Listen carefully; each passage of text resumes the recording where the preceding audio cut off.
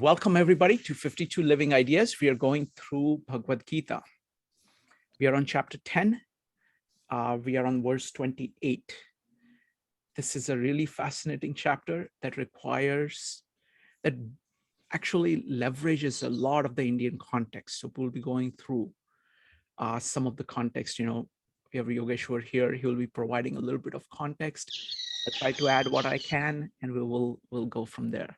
All right, so first we're going to have two readings, one by David and one by Penny of verse 28.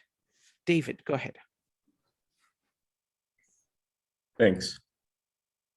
Chapter 10, verse 28. Of all weapons, I am the thunderbolt. Of cows, I am the wish-fulfilling Surabhi cow. I am Cupid, the motivation of procreation for begetting progeny and of poisonous single-headed serpents. I am Vasuki. Thank you. Actually, it's not necessary to read it again, but let's go ahead and do that the first time. Please go ahead, Penny. Okay. Of weapons, I am God's thunderbolt. I am Kamanhenu, the heavenly cow. I am the love god, begetter of children. I am Vasuki, god of snakes. Thank you. Yogeshwar, go ahead. Ayudhanamaham vajram enunamasmi kamadhu rajanaschasmi kandarpa sarpanamasmi vasuki. Of all the different types of weapons, I am Vajra. Vajra is known to be as Indra's weapon. Indra is the king of all celestial beings. So in that way, his weapon, how it was made, there was this asura called Vritrasura, and then Indra was disturbed by him because Vritrasura had come into the heavens and he was destroying everything. So Indra now went to Vishnu and Brahma, and then they say that the only way Vritrasura can die is if Dadichi Rishi, who was a sage, gives his spine, the skeleton of his spine, to Indra, so that he can use that as a weapon against Vritrasura. Now, then he went to sage Dadiji, and then they had this conversation, and Dadiji Rishi said, "It's a joy for me if my body can be of use for that." Then he left his life, but like with his own wish. Dadiji Rishi, he left his life with his own wish, and then Indra removed his spine, including the skeleton, and then so the spine is the Vajra in a way. So the way they show Vajra in this, what do you call it? In modern terms, it's not that. It is actually the spine of a Rishi. Now, what happens here is it is the strongest weapon of all. That's how it is viewed. Now, we can think about it like, how can a spine be even stronger than metal or any other substance on earth? Yeah. Now, here there is this, where Indian culture comes in with this is, it was the skeleton of a sage, and the sage had reached the sthiti or the stage of enlightenment. So in that context, there is nothing more powerful than his body that can kill any enemy. And the enemies that we're talking about here, yes, we can see that there it was taken as Vritrasura, who was an external enemy to the heavens. But the enemy for us, yeah, the daily enemies for us are these attachments and all these, that desires that are taking us away, swaying us away from the path. So in that way, we can see that Vajra, which is gotten from the sage who was enlightened, yeah, if you get something from that person who is enlightened, then it can be the best weapon for you against these everyday enemies that sway you away from the path. So in that way, you can see that how the Indian mind can accept a skeleton to be even harder than a metal, because it's not just a skeleton for Indian thought. It is a skeleton of one who has reached there. It is a part of the body of somebody who left his body on his own wish. And yet, when we are to leave our bodies, we do not want to go, yet death comes upon us automatically. Still, we cannot leave our bodies. But that rishi, he left his body willingly for Indra and for the benefit of the whole world. Dhenunam So out of all the cows, all the types of cow, I am Kamaduk. Kamaduk is said to be the cow that can give not only milk, but it gives whatever you ask for. Whatever you ask for, you'll receive. So you see how these metaphors in Indian culture, when these stories are put into you, there is that subtle way of understanding them, that if you're given these stories as a kid, yeah, you understand them better than just logically, because they put an imprint onto you.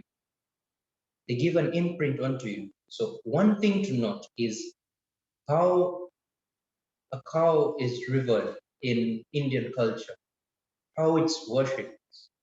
Now, in a context, a spiritual context, how you can see that is, when you look at the eyes of a cow, like, must have some opportunities to be around cows. So when you look at the eyes of a cow, huh, there is no threat from those eyes. Like, those eyes are just innocent if you look at them. And that innocence you can see in a baby as well. Like when there's a newborn baby or a baby of 1 or 2 years, that baby has an innocence in his eyes. So that innocence in the eyes is in a way spiritual, because you see, we say that babies are nearer to God. Like, they are the closest thing to God in this world. It is because of their whole behavior, because of their eyes, everything. It's just from within them. And the same goes to cows. They have that subtle innocence within their body and that innocence within their eyes. That's how it was viewed in Indian culture, and they were worshipped. And it is said that all the devatas stay in the cow. Say 33 crore devatas stay in the cow. That's how it's viewed. So you see how it is in Indian philosophy, Indian culture. Everyone looks at the devatas as celestial beings in the heavens.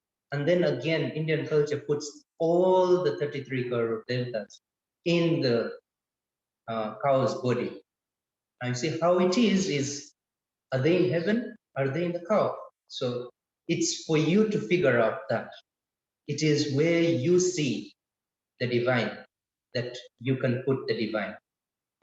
You must be able to see the divine within them. And then you'll be able to see how these metaphors come together, they weave in together. Not only that, you see how it's viewed by somebody from outside the Indian culture is, it is just like Greek mythology. Like there are those heavenly, I don't know, devatas, yeah, who are always in heaven and they're controlling the earth using different things. But how we see the devatas or celestial beings is not only in heaven, that's like metaphoric, it's fine. And then we also put those metaphors in everyday life, like the cow. The cow has 33 crore devatas, means all the devatas are in the cow.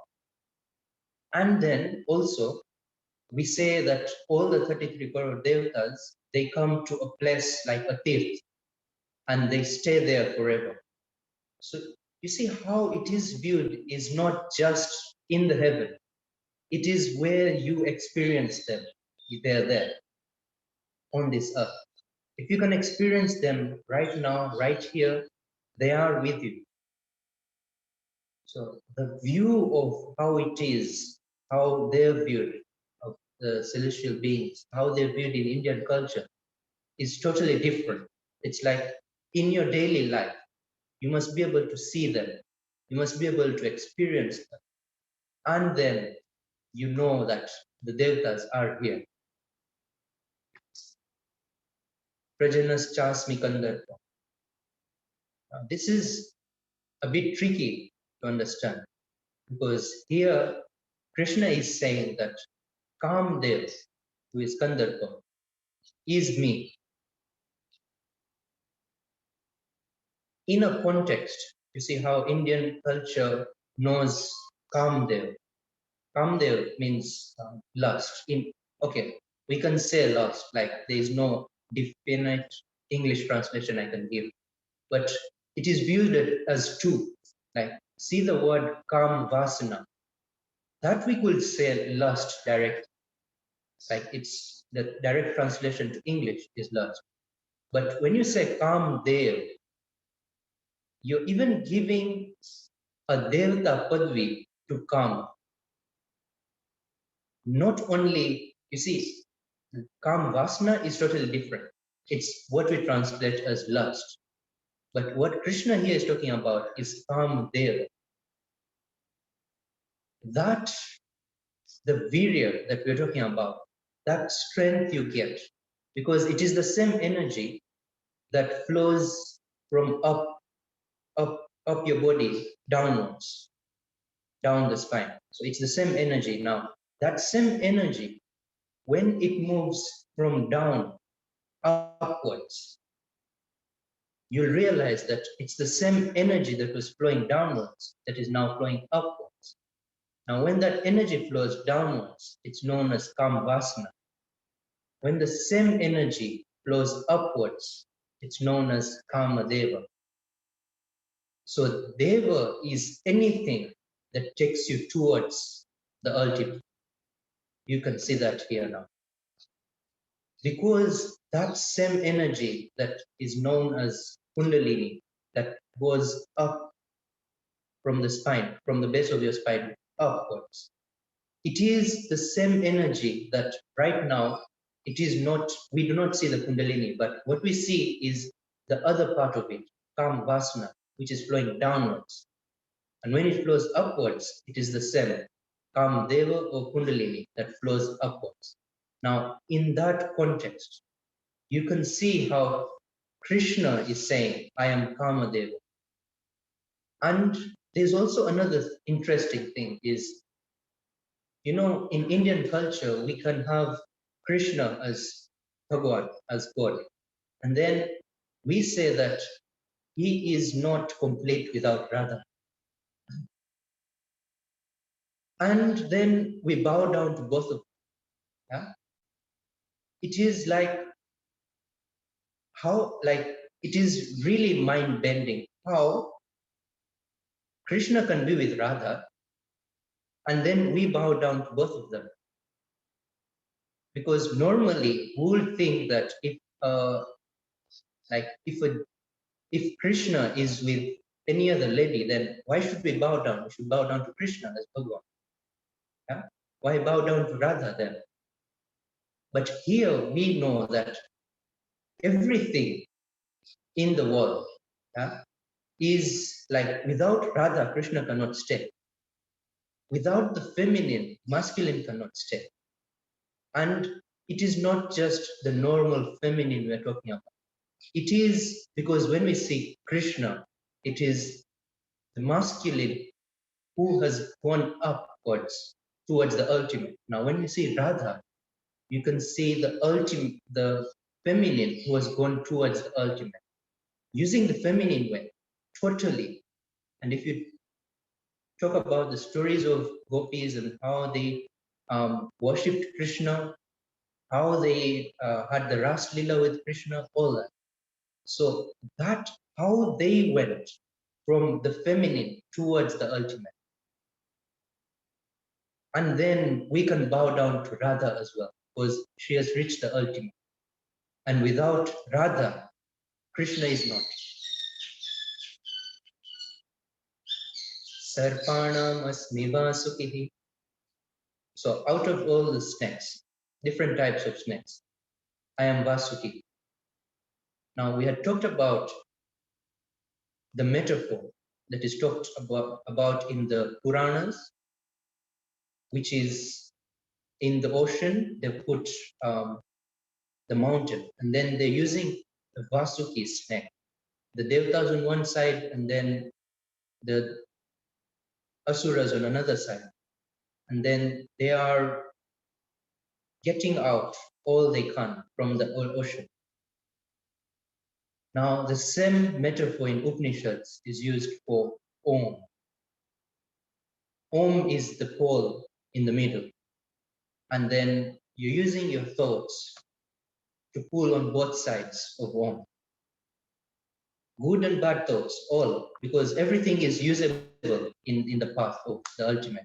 Everything has to be used. You have to accept everything first. Whether the good or the bad in you, first accept it. First know what is, and then you'll be able to transform. If you're only running away from one and wanting the other, you'll never get the other.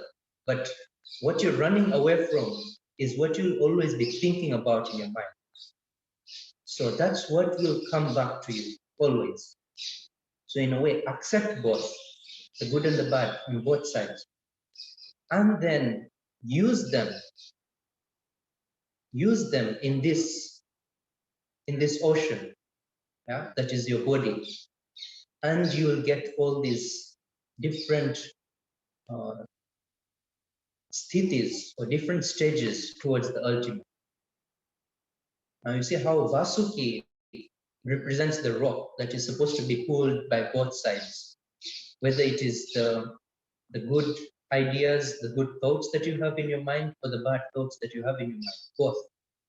Now, Vasuki in that way, it is that vritti. Now, how vritti is viewed as in Indian culture is vritti, you cannot see vritti. It is like the rays of the sun. You cannot see the rays of the sun. You can see the sun, you can see what the sun shines on, but the rays cannot be seen. Now, in that same way, the vritti cannot be seen, but what the vritti shines on can be seen. So in that same way, we can see that you're shining your vritti on your good thoughts, on your bad thoughts, you're knowing them, and then you're using them to pull and push to get that ultimate out, using the Om. And when you vibrate with Om, your whole body vibrates with the sound of Om, then you get to the ultimate Om. Wonderful. Thank you. So I want to point out one thing. So I want to make two comments. One about what was said here. Second, what I want to do is that we will go from 28, 29, and 30. And then I want to ask anybody who would like to answer, especially people who have been, participating in these meetups for some time, I want to ask you 3 questions. I put them in the chat. So that will be like an intermission, because I want to, both Yogeshwar and I would like to hear from you about, number 1, what are you getting from these Gita meetups? Number 2, are you having any kind of difficulties with it? And number 3, do you have any suggestions for us? Okay, so just think of them. And after 30, we'll take a pause and we will go through these 3 things. The point I wanted to make was Yogeshwar talked about Greek mythology. And that is very important. If you want to really understand the Greek culture, you really can't understand it without the Greek mythology, because that gives you it gives you many things. It's not just about particular gods. It's not list of knowing gods. It's about the Greek worldview of how they see nature operating, how they see people operating, what they think of people. And all of that is expressed in the mythology. And the Indian mythology is as rich, if not richer. So that's why this particular section is very interesting, because it's not just mythology, it is the entire context. All of these ideas take place within the context of a culture. And there is a symbiotic relationship between the culture and these ideas. So having some grasp of that actually helps a great deal. Allison.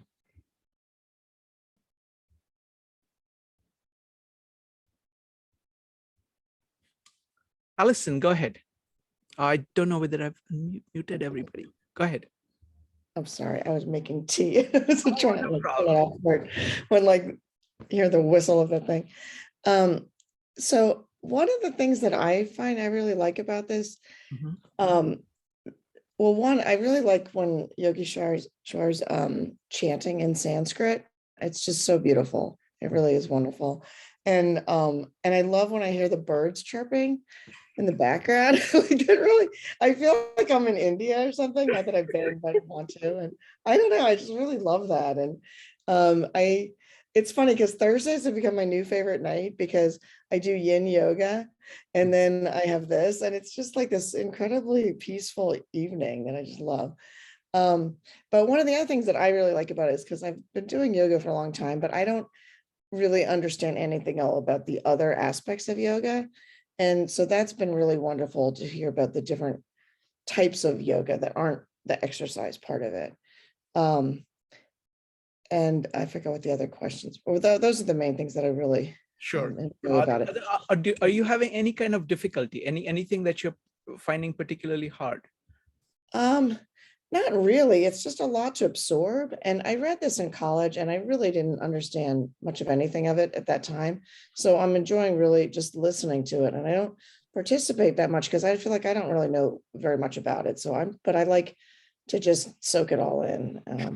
No, I think kind of soaking it all in and letting it just flow over you is the only way I am able to get anything at all. Because what happens is that it's just so much and it's so deep. And like you could take one sentence and each sentence is really powerful. But if you try to zoom in and try to just get that, you actually can't get, because it depends on this entire context. So just letting it flow over you, being patient with yourself, I think is important. At least that's how I learn, of just letting, one of my favorite things is to just listen to it. There is a Ishwaran version, which is there on YouTube that I put in the meetup pages, which is great. Like in 2 hours, you can listen to the whole Gita. And I really like your comment about hearing Sanskrit.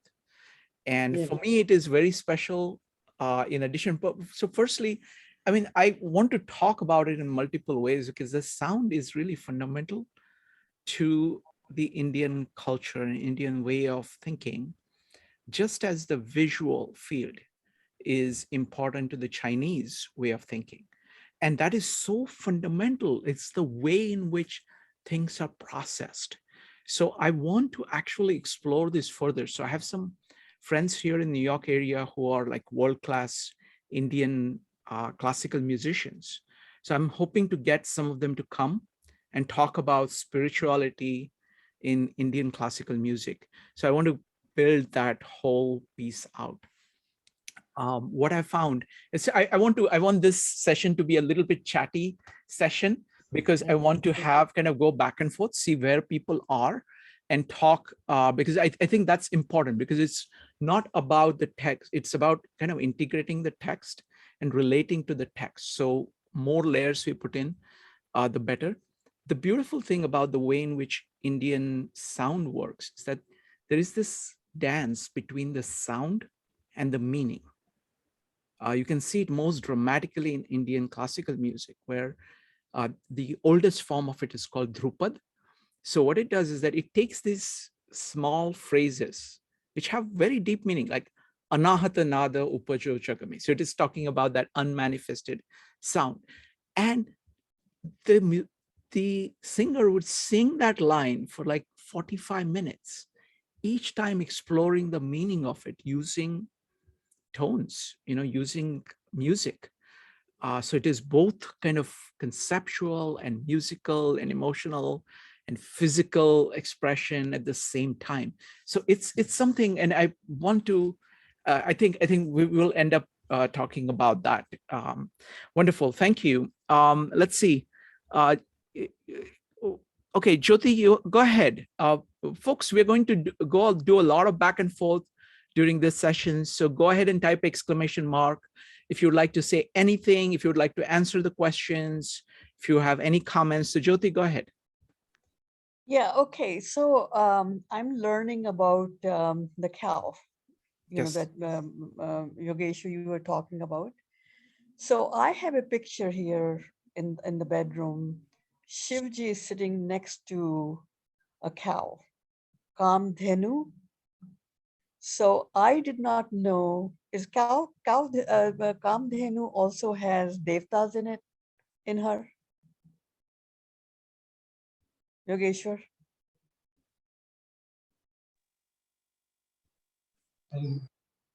So yes, Kamdhenu is known as the cow of the Devtas, and it is the context whereby it can give everything to you. So it has all the energies within itself. Whether you say Devtas or you say any other energy, it has everything within itself, and then it can give whatever you wish to you. So it's, yeah, go ahead. Sorry.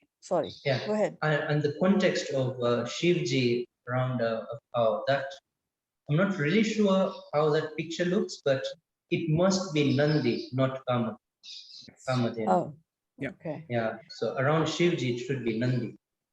But what I was going to say was about her eyes. They are so innocent and they are so full of energy. When I went through the grief process, I think I was getting a lot of satisfaction just looking at her eyes, because I felt like she was taking the grief out of me and giving me some reassurance and some rest that I had lost. So I was wondering if my speculation was based on something or it was just my imagination. Thank you. Thank you, Jyoti. All right. Let's, Joe, go ahead.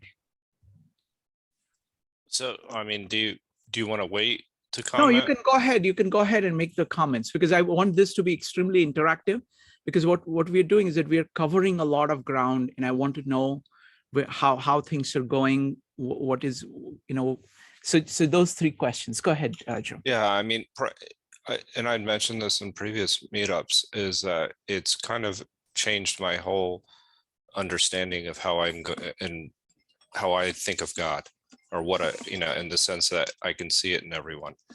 That it's something where I can now,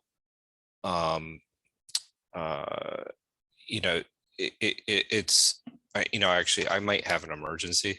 So Sure. Let me We'll continue. Yeah. give me 1 minute. No, Thank you. take your time. Yeah. All right. Let's go to the next verse. Let's see. David, if you can read the next verse, 29. Yes, certainly. Of the many-headed non-poisonous serpents, I am the divine serpent Ananta. Of all the aquatics, I am Varuna, the demigod ruling the inhabitants of water. Of deified ancestors, I am Ariyama, and of administrators of justice, I am Yamaraja, the judge of all beings at the time of death. Thank you. All right, Yogeshwar, go ahead. Anantaschasmi naganam varuno yadasamaham pitrinamaryamachas yam sanyamatamaham. Out of all the serpents, I am Ananta.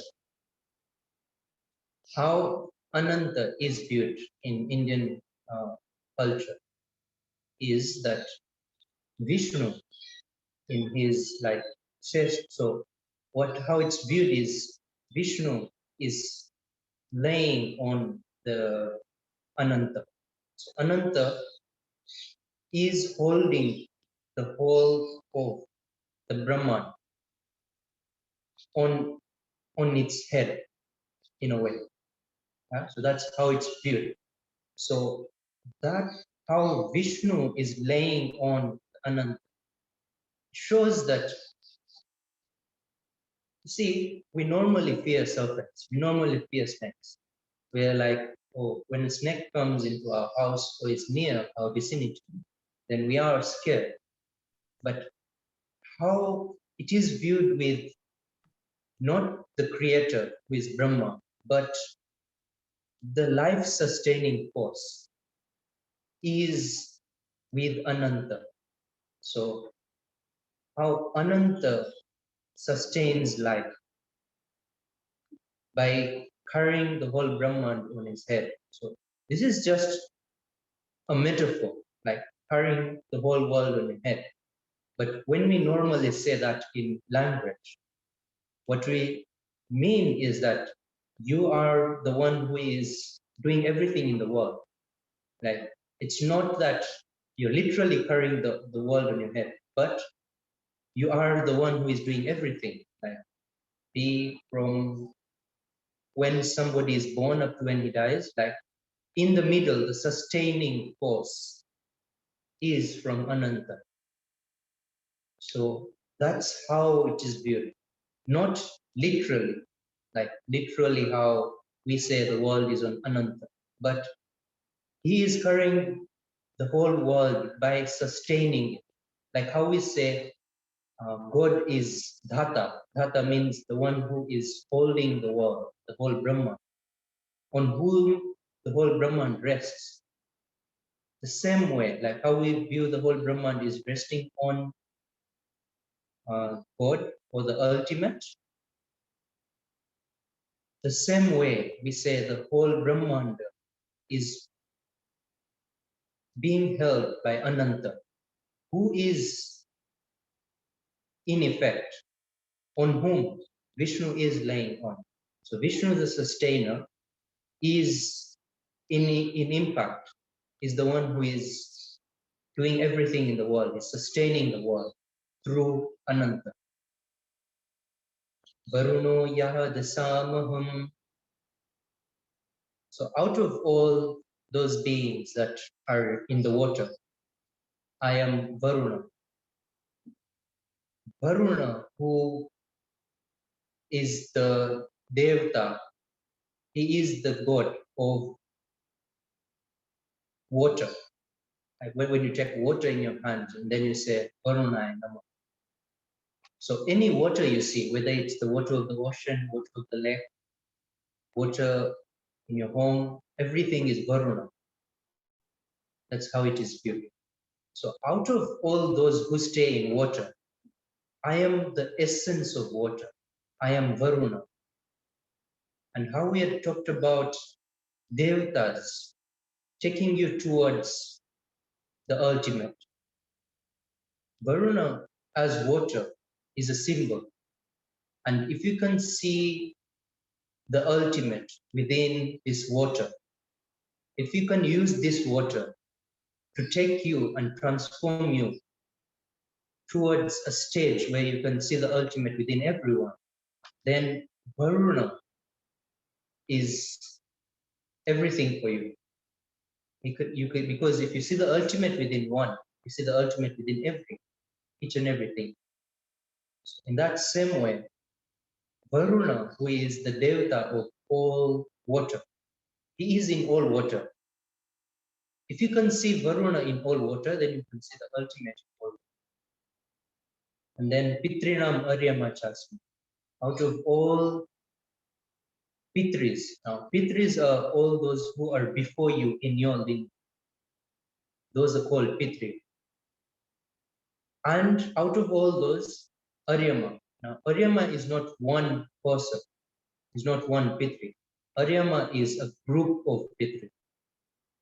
Now those group of Pitris, what they do, not of one lineage, of all lineages, but what that group of Pitris do is they wish for the well-being of those who are in their lineage, in their own lineage, those who are alive and they are in their lineage. So in a way, what Krishna is trying to say here is, I am the one who wishes good for everyone who is alive. If you can wish good for those who are alive, whether it is human beings or even whether it is animals or the whole world in general, then you can know who Aryama is. Then you can be one with Aryama. You can be one with the ultimate in that way, whereby just extend your own being towards all life. Take all life within you and make it part of you, and wish well for everything. Yamaha Sanyamatamaham. Out of all those who Sanyamatam in this context, and it is put with Yama, the Lord of Death. Sanyamatam means those who have rule over this world. Yama has rule over this world in a way that everyone in this world, while you're living, nothing is definite that this will happen in your life. But one thing, which is death, is definite. Like it will happen in once in a lifetime, it will happen. That's a must. Without death happening, you can't be. How Yama is viewed here, also you should see, is Krishna is saying, I am Yama, I am the Lord of Death. The Lord of Death is not anything separate from the ultimate. It's not like the evil or the other side of God, but he is part of God. He's part of the ultimate. That's how Krishna is talking about. And why he's saying in all Sanyamatamaham, in all those who rule over the world, because you see, the thing is that what Yama does is, if you do not want, this is how it's viewed, if you do not want to get out of the body, he will take you out of your body by force. You cannot stay in your body. That's just like a myth in mythology. That's how it's viewed. But if we see in today's life, death actually takes you out of your body, even though you do not want it. That's how, it's just that Yama is put as the Lord of Death, and then he checks out. But if we read even right now, death checks you out of your body automatically, and that's how life is. Life can never be there without definite death. Death is definite if life is there.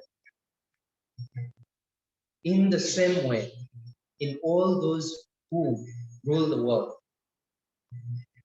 who have some definite being in this world, it is Yama. Thank you. Thank you, Yogeshwar. Let's continue. If anybody has any comments or questions about this verse, you can go ahead, and we can go ahead and we'll continue with Joe's comments. Joe, go ahead. You can also, folks, so you can either comment on these verses or you can comment on those three questions. Go ahead, Joe. Yeah, this has had a dramatic impact on me, and I will say I don't fully grasp the depth of it. I just can sense the depth of it by covering it each time that we're going, each session that we go through. You kind of see how deep this really is and how much you have to think about it. But as I was mentioning, is that by seeing the God in yourself and in everyone else, that changes your interactions completely. It was also, I was studying this at a time where I was I'm at a point in my life where I was kind of trying to think about God in a different way. So it kind of saved that concept for me, which was really important. Because once you really see the God in everyone. I even thought about it today when I was seeing colleagues for the first time in work. It was in the back of my mind, and it was something that it really does it's transformative experience. The concept of the center and the periphery is also fundamental to everything that I've been learning as well. And that's transformational, is that you're going inward in order to go outward. And that, to me, is that you're starting to really understand yourself. And I think that when you start to look at how, how we view, not necessarily that the periphery is a bad thing per se, but that how it can take us away from ourselves and how to look at our ego. I think that there's some it's been deeply, it's helped with my meditation. It really has. That's one of the transformative things that I can honestly say, is that I do think about that concept. Who am I at my core when I meditate? And then, there's the different types of yogas as well that I've been able to somewhat incorporate into my life. So all the 4 yogs, yeah, this is, I can say that the number one thing is by far, I would say, is that seeing the God in everyone and the idea of God, and actually seeing some of the parallels as well to the West, as we covered last night. Seeing it in transcendentalism, seeing it in Aristotle, and the causes. That was quite a moment. That was last night was pretty special, especially when it starting to understand really what you meant by the 4 causes with material and efficient, and seeing that problem that exists of the modern world. And the Bhagavad Gita, actually, by talking about Brahma last night, that actually brought that to the surface for me. Understanding in my Atman, that has, all these concepts have actually brought this out for me. So wonderful. Thank you. Thank you, Joe. Really, really appreciate that. And for me also, it's just like every day, it's so deep. It's so deep that every day you kind of keep making connections, and these connections are very deep connections. They suddenly say, oh, wow, I had not thought of that. This is a very powerful way of thinking about something that you've kind of visually thought about it another way. Jyoti, you're next. Yeah, I feel the same way like Joe feels. I think my horizon is really broadening by learning about real meaning of Gita. So my question to Yogeshwar is that, I do chant Gayatri mantra, and also Maha Mrityunjaya mantra. So is that the same thing that you're talking about, that when the death comes and if you don't leave your body willingly, you should leave your body willingly. So I'm like trying to get to chant this so that when my time comes, I'm able to separate myself from this world very easily and very willingly. Wonderful. Jyoti, what I'm going to do is that I'm Okay. going to broaden the question. Okay. Because what I'm trying to do is that I'm trying to establish the larger, what you're pointing to is the use of chanting as a practice. And no, I was asking him if Mahamrityu Jaya, the chanting, is that the same thing as leaving your body when the death comes willingly? Sure. Go ahead, Okay. Yogeshwar. Yes, so Mahamrityunjaya mantra.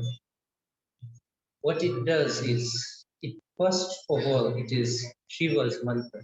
It is the mantra of Shankar. So, and another aspect of it is Mahamrita, the last two words of Mahamrita, that I do not die. Now, that is really interesting, whereby it is the mantra of death. And in that, it is saying, I do not die. What it is referring to here is the I who I really am do not die. So, in a way, if you have known who you are, who you truly are, then the Mrityunjaya mantra is saying, you do not die, Mamrita. And another perspective to it is that you chant it, yeah, and you should be able to be aware from this body, like separate from this body before death comes. Where let it be even 1 second before death, or years before death, or even right now. If you're able to separate yourself from this body, then Mrityunjaya mantra is a way to do it. It is one way because chanting actually does help, but Mrityunjaya mantra, what it does is, it is a way of finding yourself, who you really are, separate from all the body and all the mind, all the thoughts, emotions, and all that. And it keeps you towards yourself, because all the words and all the meaning of the words keeps you towards the core of your own being, living alone, all the desires, all the attachments aside. And then when you know yourself and you've separated from the body even before death has come, so death does not come to you, it just comes to the body, and you are always separate from it. Wonderful. Thank you. Thank you, Yogeshwar. Next Thank you. up is Avanik. Yeah, so I wanted to share what I've been, the biggest idea I've been getting from these meetups. And Yogeshwar and Shrikant, thank you for this. I think the concept of, in order to see the God in others, you have to see the God in yourself first, right?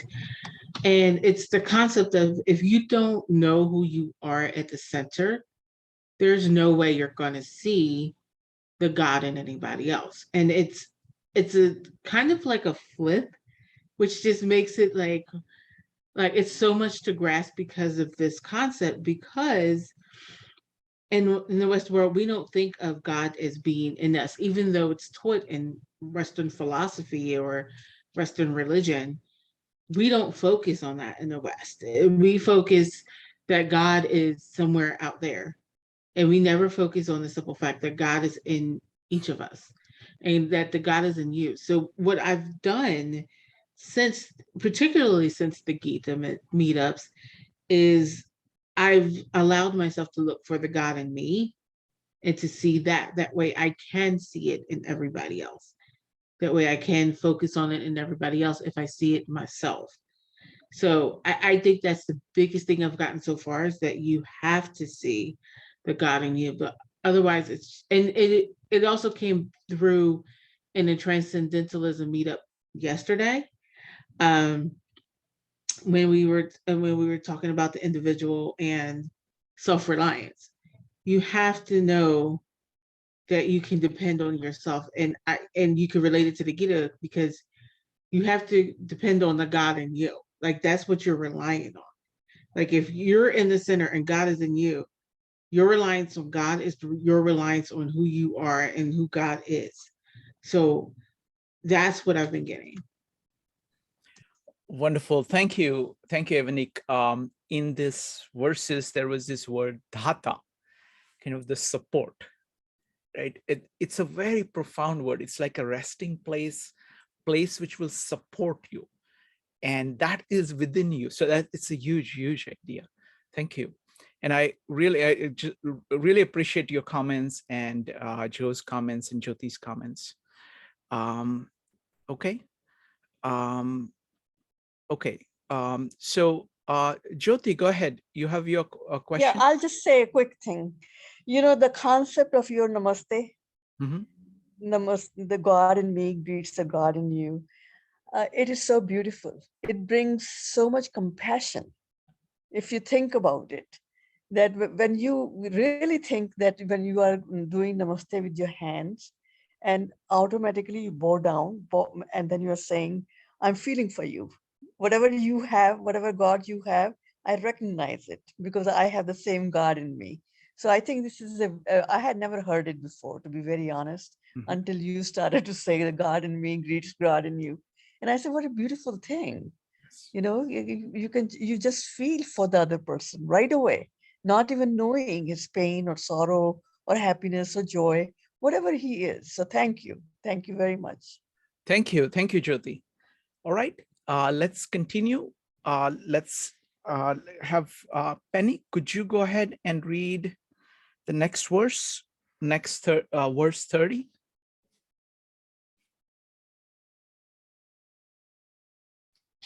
All right.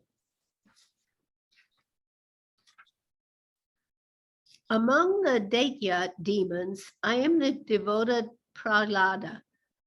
Among subduers, I am time. Among beasts, I am the lion. And among birds, I am Garuda. Thank you. Yogeshwar.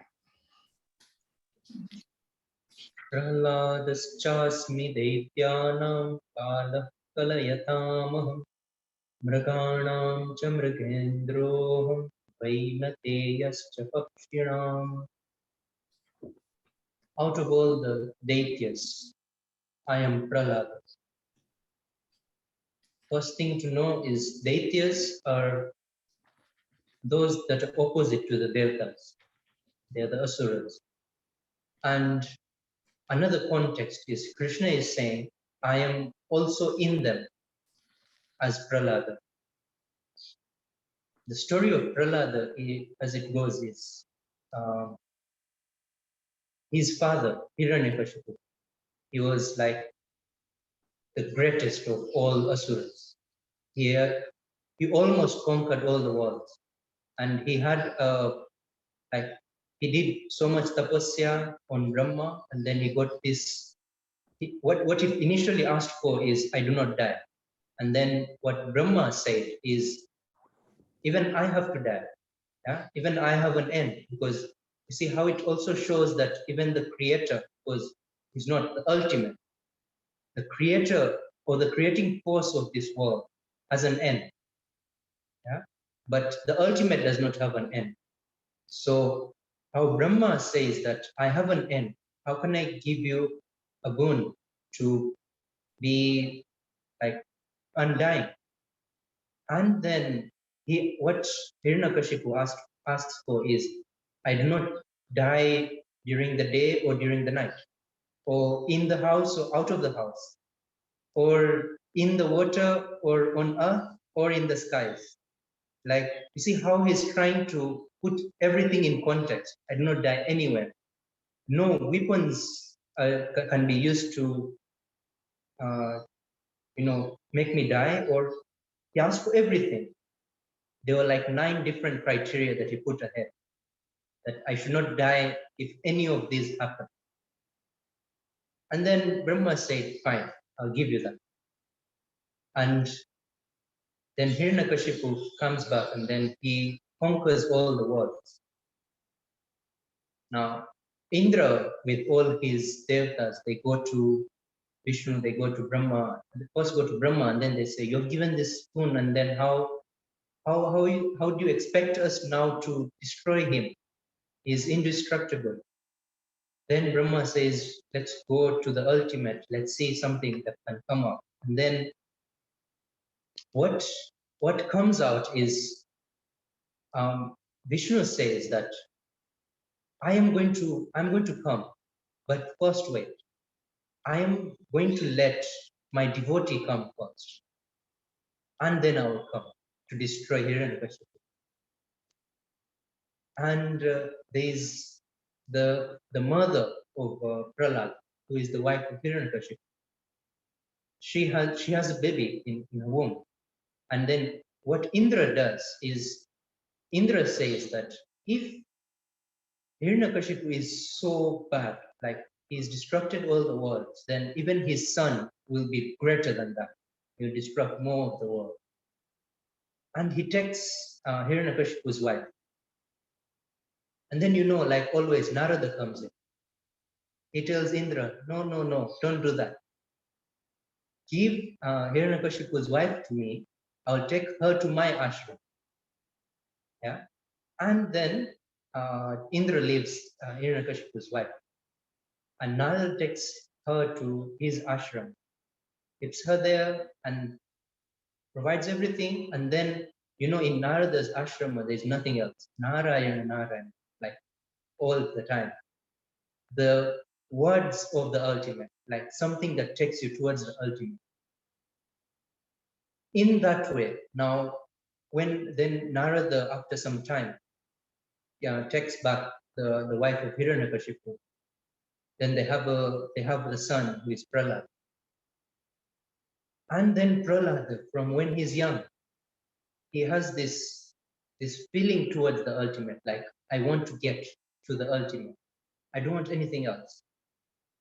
I don't want anything else. Because you see, how the context is put here is one thing you get from here is not only do babies get from just listening when they're born, but from the womb, they get their sanskaras.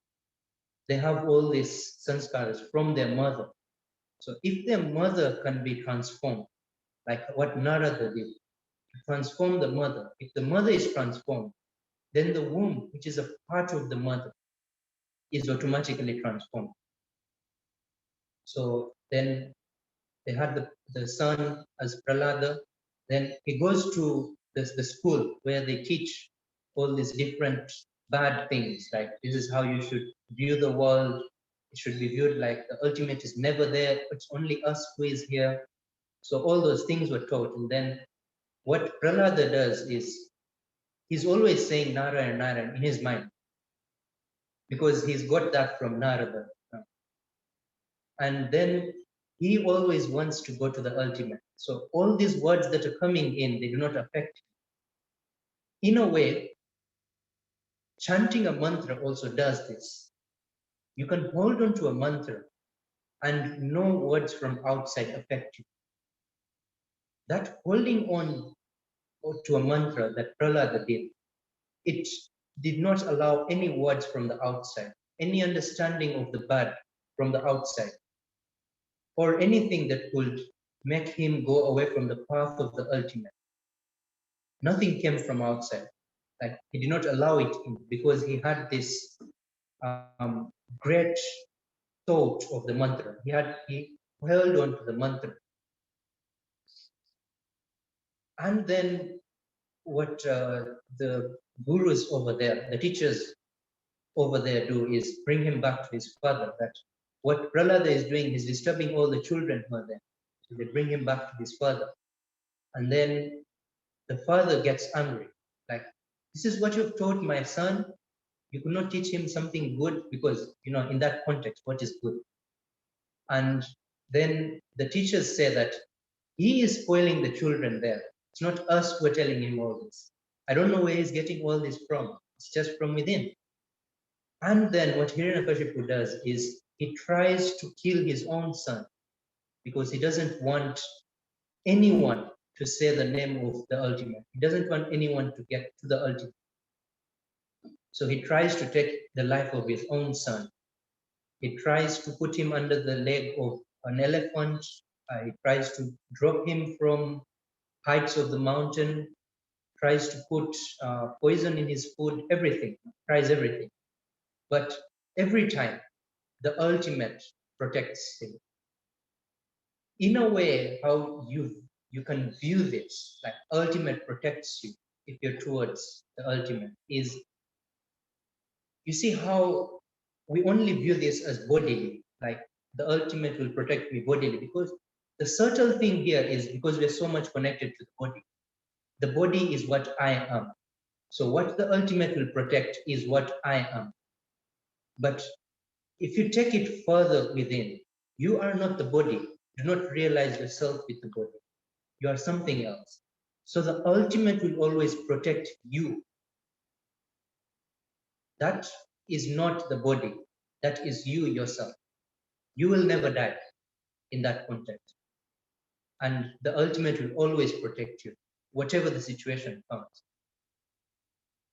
What we need to learn from Prahlada, in a way, is we always take ourselves that because this situation happened, we were not able to be on our path, or because people around us were not going towards the path. That's why we could not also go on the path.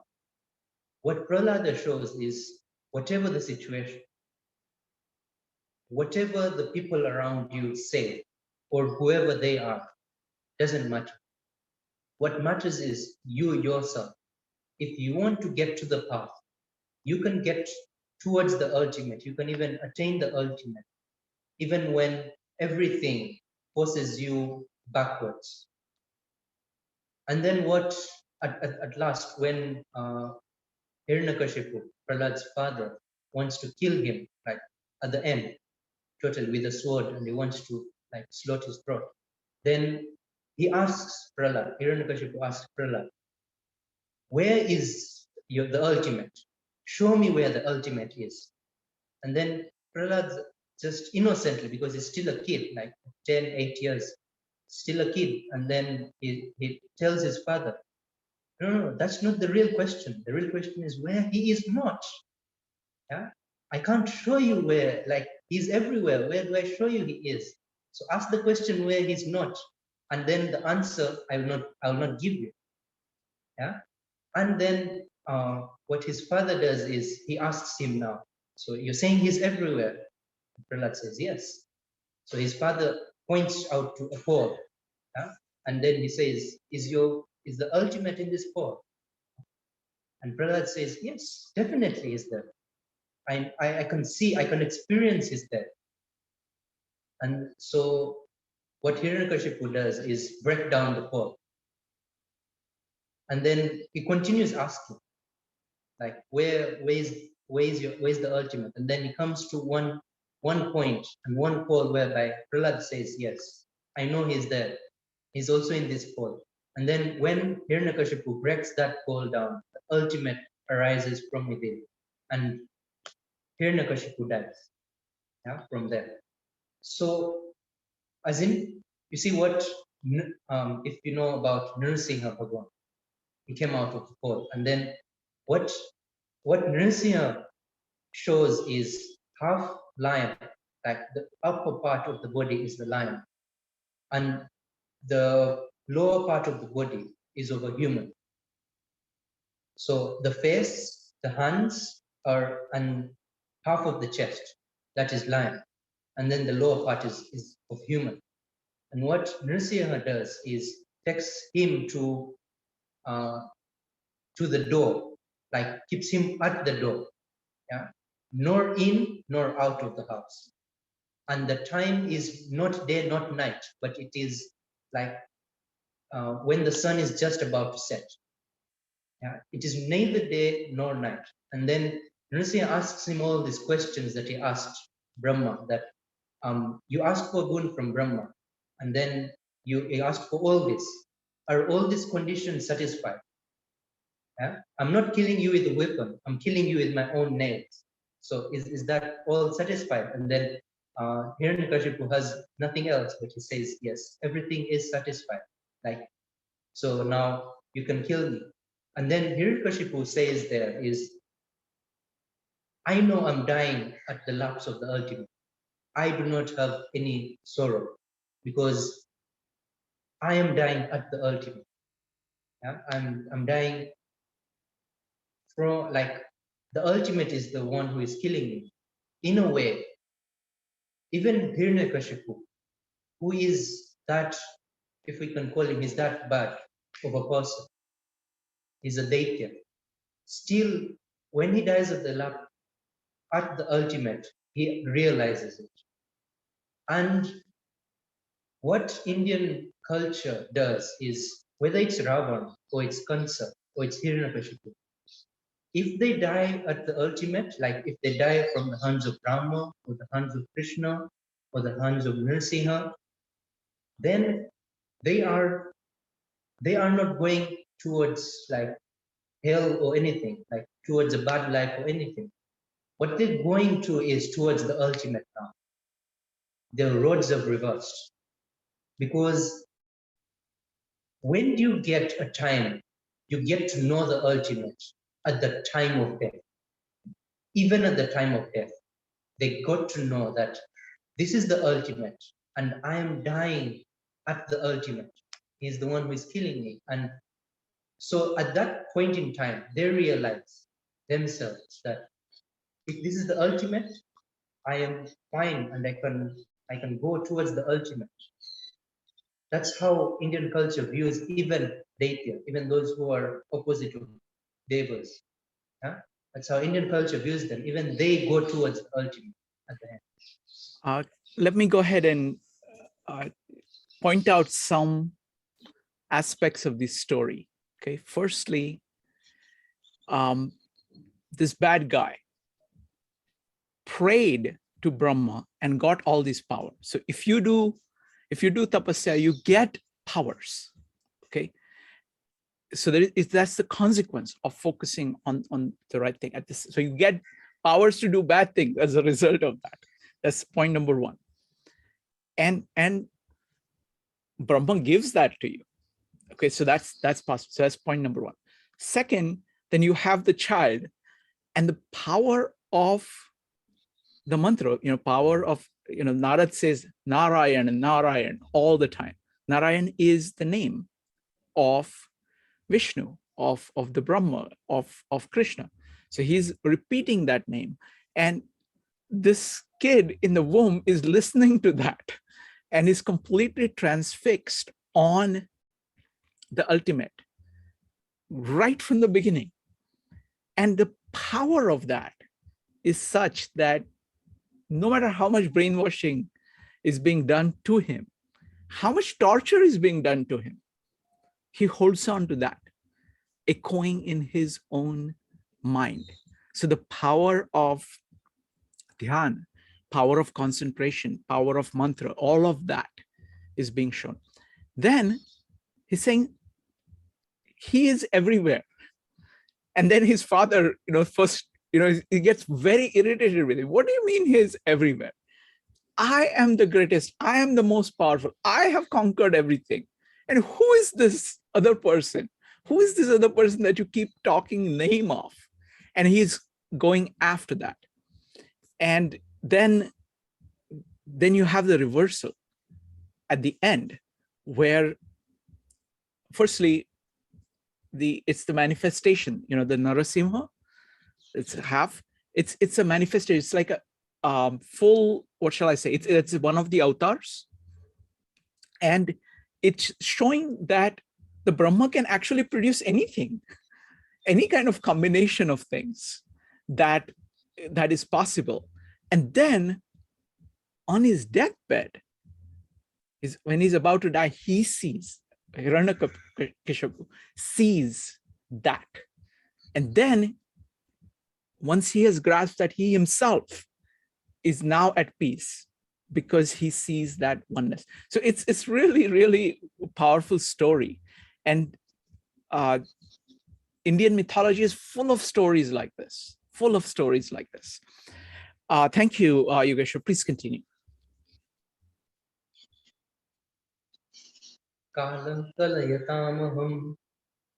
So out of those who are continuously counting, I am time. There is no perfect counter apart from time. Like time is the perfect count. Whether it is seconds, minutes, or however we view time as, time always moves on. There is no stopping of time. Whether it is in any context, even though you are asleep, but time continues. Even though you die, right, but still time continues. Even though a whole species is taken away from the earth, still time just continues on its own pace. So among those who count, I am time. And time never misses a second.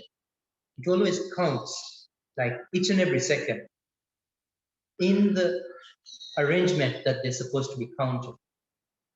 Not up and down, but just in the perfect arrangement.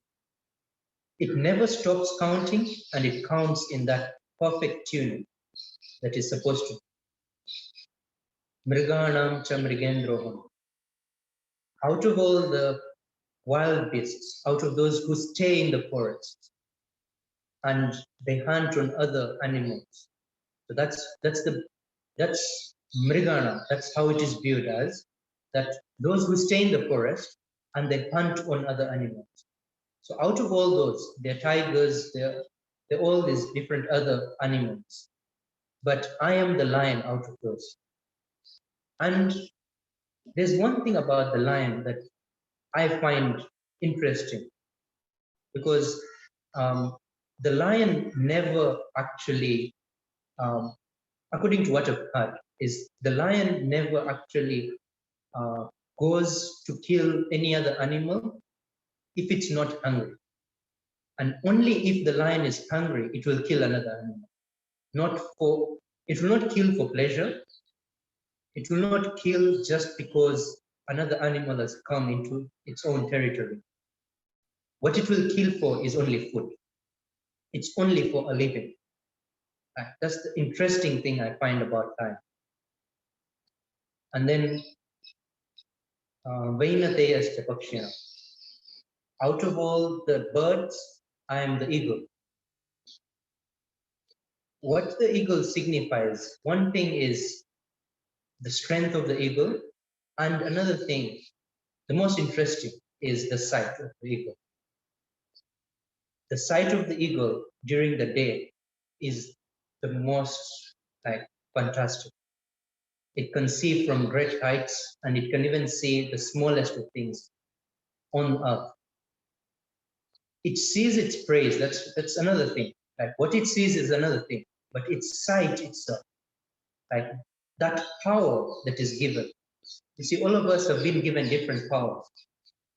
Humans have been given the power of intellect, and that comes with a detriment in other senses. What happens is, now, if we look at the eagle, it's given the power of sight. Like during the day, it has the best sight of all. If you look at the owl, it's given the best sight at night. At night, no one can play with it. It has the best sight. And then if you look at the sense of smell, the dog has a very good sense of smell. So if we see that what evolution has done with us is, if you want to get one aspect, you have to give up other aspects. If you want to have intellect, then you've given up your, you can't say really given up, but some part of your senses are deprived. You can't really sense as much as the eagle does with sight, or the dog does with its smell. So that's what evolution has done with us. And Now what we can do is look at those marvelous things that evolution has done at different stages to different animals and different birds. It has kept these distinct features of their own senses. And those distinct features are really like they're tremendous. Like really, if we I was just reading, if we can see three colors, like spectrum of three colors, which is I think, if I'm not wrong, red, yellow, and blue, something. We only see the three colors and then a mixture of them. Yeah, we see that spectrum, and then the eagle is able to see 6 of the spectrums of light. So that is tremendous in a way. Like it can see more spectrum in the light, and it can also see more perfectly at distance. And in a way, evolution has done such a marvelous job. In a way, it has given us our intellect, that's well and good, but we can also appreciate other animals that they have perfect senses in other aspects. Like one of those aspects is perfect in them, and that's why evolution is kept in with them. Like they are there because evolution has allowed them to be, and because they're perfect in some sense, that's why they are there. Wonderful. Thank you. Thank you, Yogeshwar. So folks, if you would like to comment on this verse, or if you would like to share what you're getting from the Gita meetups, go ahead and type an exclamation mark.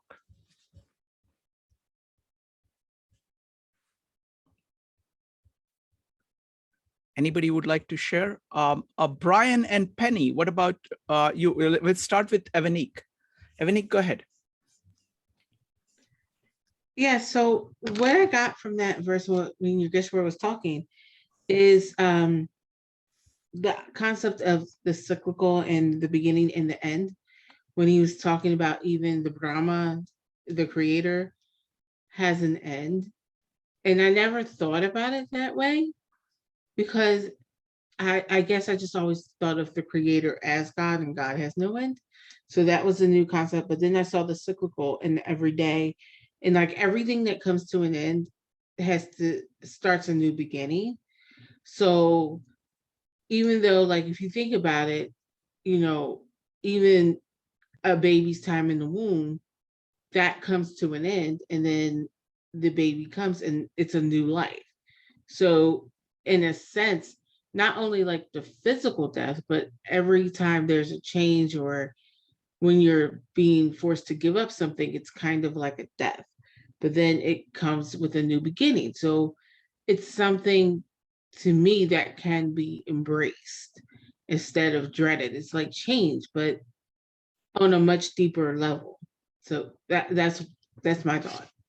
It's a great point. I think it's a fundamental point. The Indian thinking is cyclical, and it makes peace with change. Anybody who is attached to their own habits are trying to hold on to the periphery, something in the periphery, whether they're the way they did things, material things, everything, they're just holding on to things. But life keeps moving. So when you're kind of acting against the flow of life, whereas, and all growth, as you're pointing out, is about letting some things die so others can come to be. And so making peace with that and focusing on the pattern itself and accepting the pattern fully, that's absolutely wonderful. Thank you. Next up is Brian and Penny. So I do have have some comments in general, but on Evanik's point, which is a recurrent point, the life and death cycle. I sometimes think that, we die many deaths during our life, and that's not a bad thing. That's transformations. Because when we die in one way, then we have a chance to grow in another way. It's a new birth. And that actually happens a lot in our life. So what I like to do is always celebrate celebrate the new life, and the transformations. I think that's a better word. Celebrate the transformations in my life. I think I've been through many fundamental transformations, and when I finally die, it's not going to be the end of whatever, my 70 or 80 years. It'll be the end of my last transformation, whatever that was. And so I don't take it so seriously. The other thing is, in terms of any suggestions, I don't have any suggestions. I really like the way things are going, and difficulties. No, I just, listening, paying attention, trying to absorb. I think it's an accumulation of things, as you've said. And then finally, what am I getting from it? Early on, I set aside this analytical, skeptical, and became curious. That was a big thing for me. And it's kind of opened the door to all these other wonderful things that are coming out in, not just the reading, because if I were reading it alone, I would not benefit from this. But through the reading and discussion, it's really just been a wonderful experience for me in so many different ways that other people have already put their fingers on. The one thing I would add, I guess, is that it's just one of the thoughts I had along the way as regards meditation and life. I say that the meditation that we've talked about is one of the yogas, or one of the paths. I see meditation kind of as an exercise. So you try to, consciously get yourself, and you exercise by focusing on a particular thing or particular mantra. And then you take that, whatever skill you developed in that exercise, and you take it into life, and you practice it in life. Life is the practice of that discipline that you've developed in the meditation. And I don't know if there's any, I'm not trying to draw too many conclusions in my, a lot of appreciation, but not many conclusions in our meetings from Bhagavad Gita. But that is one kind of conclusion that I've come away with. Wonderful. Thank you. I want to respond to two things, and then I will ask Penny. So two things I want to respond to is, one is a core idea of the Indian thought is that of concentration, of dhyan, of paying attention, kind of single-mindedly to something, and the power of that, and developing that capacity. There is this story of Arjun and the eye of the parrot. It's like, unless you have that, unless you have the ability, maybe we'll talk about it at some point, but it is all, so the training of the meditation is to develop this kind of concentration. And you're absolutely right. It actually, you develop it as an exercise, as a practice, and then it spreads across to rest of your life. The other point I want to make is the point about patience. There is a difference between the Indian ideas and the Western ideas, and you kind of have to have patience of slowly letting the meaning seep into from the edge of your other ideas, so that you can actually get at what the other culture is saying. Because it's very easy to use the words that you know and the concepts that you know and somehow fit in whatever looks similar. And when you do that, you actually miss out the whole part. So I think what we are doing of just going slowly, trying to provide a richer context, the purpose of that is to expose ourselves to just kind of, basically living in the context. It's kind of like learning a language, it's like immersion. You have to immerse yourself. You have to throw yourself into the water so that you can see what the water is like. And then slowly it grows on you and you learn to move around in it a little bit. So thank you. Penny, what do you think? Well, I think it's providing a kind of a whole different view of the world, the universe, everything that's out there, which is, very interesting. And we went for a walk the other day, and I was looking around trying to kind of think that the life force was in everything that I was looking at, because I mean, one of the things I always felt like, if I'm out in nature, I always felt kind of more spiritual anyway. Mhm. So, but thinking about those ideas, and kind of in my mind, I was kind of thinking that a little, maybe what you're saying on the concentration, but that, to try to really bring it to where you're kind of living in the moment.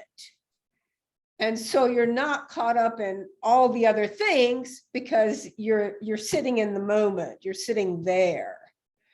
And that's, very difficult. I mean, I have one of those wild minds like Arjun talks about, where my thoughts are galloping away all the time. But I felt kind of like that was maybe a way to kind of look at like meditation and stuff too, that might be more helpful than just trying to like clear the mind. Mhm. Instead of just trying to clear it, which is like so impossible, but just trying to bring it to where you're just sitting there and experiencing what's right there. Yes. Oh, Wonderful. and I did have one suggestion, but maybe I'm Please. the only one. Please. I mean, I would like a vocabulary list or something, because every once in a while, Yogeshwar, like he said, like Deuda or something, I'm like, we said that before, what is it? I can't remember. And so then I'm listening to him tell the story until finally, usually he kind of explains it. Okay, let me do it in a crowdsourced way. So Okay. folks, anybody who is familiar with these terms, Jyoti or anybody else who is from the Indian tradition, if you hear a word that Yogeshwar is using, go ahead and type in the meaning of it in the chat. If I remember to do that, I will do that too. Except that I get caught up in what Yogeshwar is saying to pay attention to what, but when it, so, and what I will also do is that, after Yogeshwar is done speaking, I try to kind of add a little bit more context. So there I will also try to bring that together. So folks, let's crowdsource this. Just, you can go ahead and put the translations if you want in the chat. Okay. Next up is going to be Joe. Yeah, I mean, across all three verses this evening, I really am understanding the understanding of mythology and the importance of it.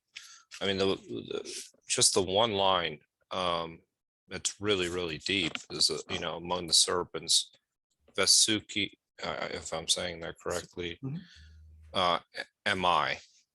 And what that means, this idea of the ego and what it can mean for us is actually really, it's an excellent metaphor, something that's used. But I'm wondering, okay, you've tamed the ego, you've tamed the snake. Is that then enable you to be altruistic? Like, is that what allows you to act out in the world? I mean, is that what that one particular verse is saying? And then I also have some notes about that I'm making about the the use of the eagle and lion as well in the passage of time, as a way of thinking about how we see animals and birds and gods and everything, and overcoming anything that that we personally can't overcome, that we kind of look to these things and just start to see the strength in these gods. I'm starting to see the parallels, but I was just wondering about the ego first question, like the taming of the ego. Go ahead, Yogeshwar. So how it is viewed is, you should first accept that that is what I think I am. Like, you first must have an acceptance that This is what I think I am. And then the question, am I that? Do not start with the answer that I am not that, because then you will not really have an answer. It's just the words that are there. But when you ask the question, am I really that? Am I really my thoughts, or am I really my ego?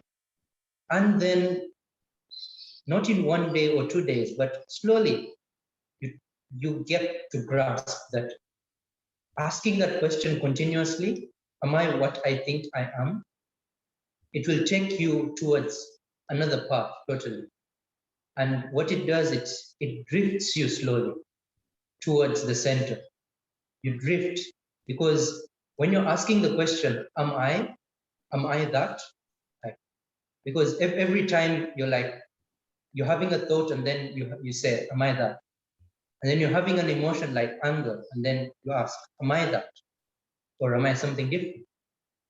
Or you're having like maybe a bad time, and then you ask, am I this bad time? Or when you're having a bad mood, you ask, am I this bad mood?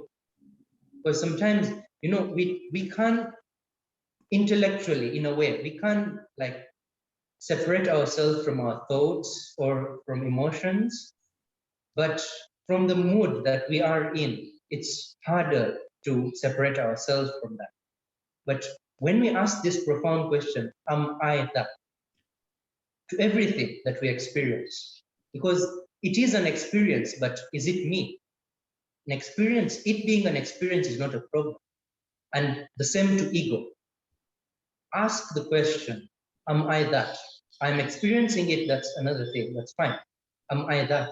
So slowly when you drift inwards, you realize that you can also use your ego to get to the ultimate, because nothing is viewed as bad in that context, in Indian culture. Even the ego, if you use it to get towards the ultimate, then it's the best thing you can do.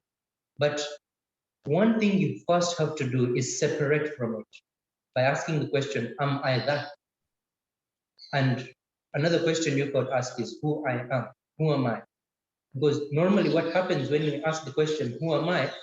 The intellect, like your buddhi, will just give you an answer, I am Atman or I'm Brahman. But you see, that is also still intellect. You've just gotten a thought. You've not known you are that, since you still have a thought of Atman. Because the thought of Atman really doesn't take you towards the Atman, just the thought, but contemplating on a different level, whereby you're totally separating from what you are not, then that takes you to what you are.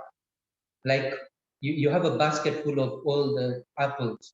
So removing all the bad apples, knowing what bad means, and then removing all, you can even remove all the apples.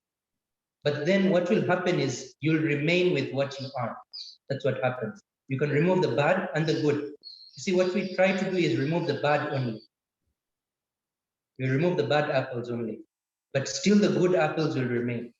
So remove everything from there, from the basket. And then you'll realize that I am something different from all that was in the basket. I'm something totally different. And now use what is in there to get to the ultimate, and it can be used. Wonderful. So there are a couple of points I want to make here, a couple of observations. I want to contrast this approach to the Western approach. Western approach tends to be linear. The Indian pattern of movement is cyclical. It is kind of going, it is kind of spiraling in towards the center. The second point is the point about removing the negatives. And kind of actually, like, I really like the question, am I that? Because it is asking, it is a way of focusing. If you're saying, who am I? Your intellect can generate things and give you an apparent answer. And then immediately it's going to latch on to that, say, oh, I got it. I don't need to look at myself anymore. And whereas this saying, okay, am I that? It is a way of keeping on searching towards and looking towards the center. The other part is that this entire experience is an inward journey. It is a kind of, it is slowly kind of moving your attention towards the core. Joe, you had a follow-up. Go ahead. No, this is excellent. It's a deeper form of meditation, and you're using the metaphor to remind you continuously as to what you're not and what you are. See, Is that right? Is that fair? I will say a couple of things and then hand it over to Yogeshwar. So if you look at even the mantras, right? If it's like in chapter 17, Krishna talks about Om Tat Sat as the mantra, right? So what you're saying is Om, Tad means that, and Sat is true. So you're reminding yourself of doing that. And you're not just saying it, you're actually thinking it as you go along. And what it does is that it keeps your attention focused on the core. It's a way of keeping your attention on the core. Similarly, this question, am I that? It's a way of doing that. So it's a combination of the sounds being used and the questions being used, giving you a point of focus that allows you in a very simple way, as best as you can. In every cycle, you do the best you can. And you keep doing that over and over again. So that's what I would say. Yogeshwar, would you like to add anything? No, I think you said it before. Thank you. Next up is going to be Juhi, followed by Jyoti. Juhi.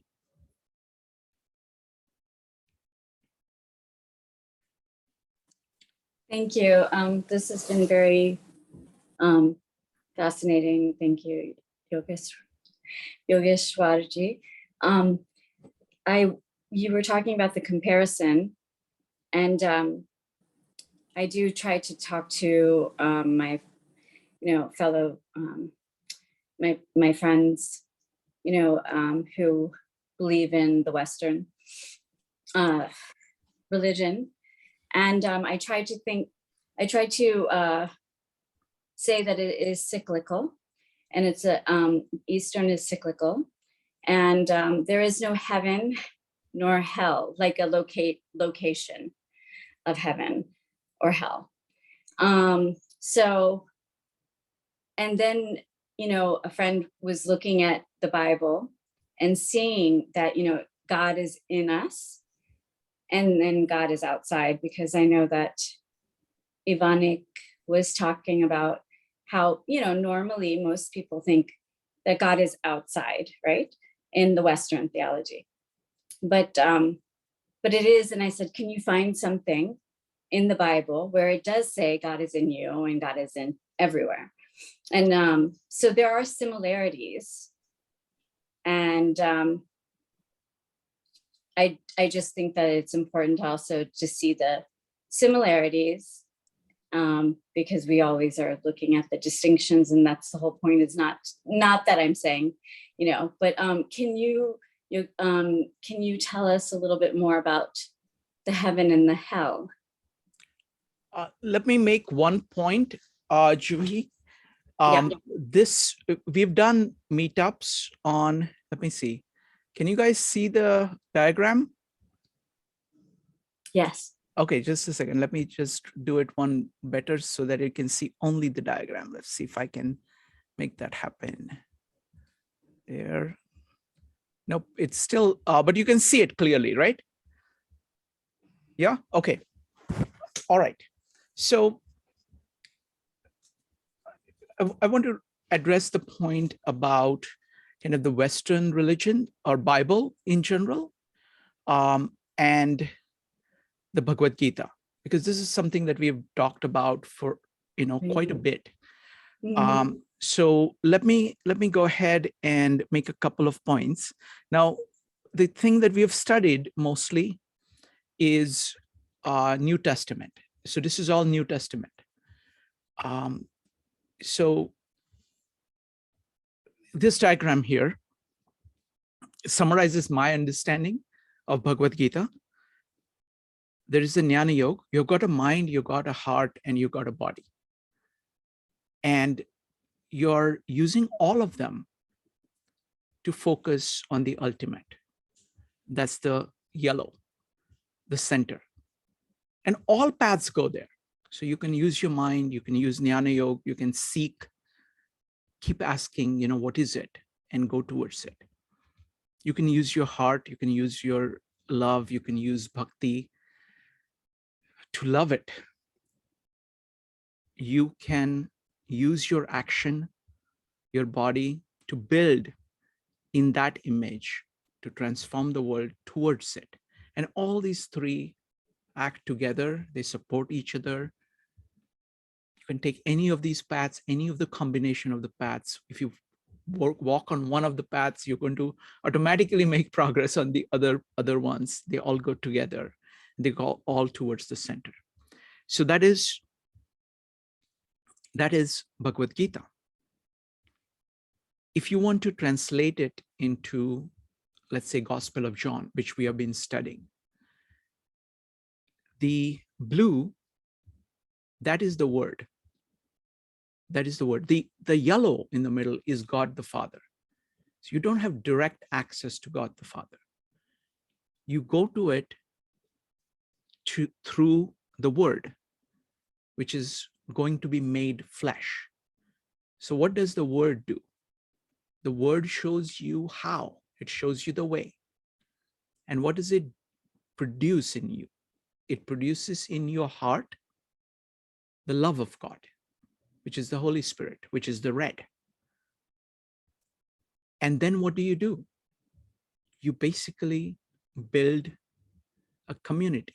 You build the church. You build the city of God in order to bring more people to it. So in chapter 4, the woman from Samaria, let's run through this. So there is God the Father who's not accessible to her. She sees the words of Jesus. She understands. She sees that he knows things. It produces this love within her for God to do the right thing. She goes to the village, brings all the people from there. And that is the beginning of the ministry of Jesus. So that's the green part of actually doing this in the world. So there is deep commonality between all these works, and they're very powerful. Yogeshwar, would you like to comment about the heaven and hell? Yes, so how it is viewed in Indian culture, heaven and hell. So God is everywhere. There's no place where God is not. Where everywhere God is, then in a way, everywhere is heaven, if you could put it in that way. There's no place where there's hell. So everywhere is the place, the abode of God.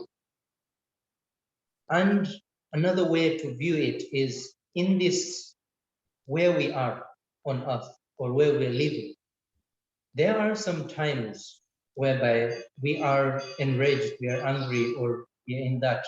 So it's like a fire that we are in. We should understand the context of the metaphors. It is like the fire we are in, and we cannot get out of it. And then sometimes we're in this blissful state, like as if we're out of this world. We're totally in another world. So such blissful states that we are in. And then how it is put is that you are going to some other location. So it's, you see how Indian mind views it is sthiti. Now, sthiti is a word used for the stage you are in within the ultimate path. And sthiti, interestingly, is made from the the root, which is star, and star is meant for a place. Star is the dhatu that means a place, like staying in a place. So a way it is viewed is even your sthiti, like even the state you are in, it is a place that you are in. Each and every mood you are in, it is a place that you are in. Each and every situation you are in the world, like whether you're angry, you're in a good mood, like you're in bliss, not just a good mood, but you're in a blissful state. So in that way, you're like in, as if like you're in heaven. But understand this, that heaven is everywhere in the context, whereby even in, I was reading a Hindu, it was written by an acharya in India.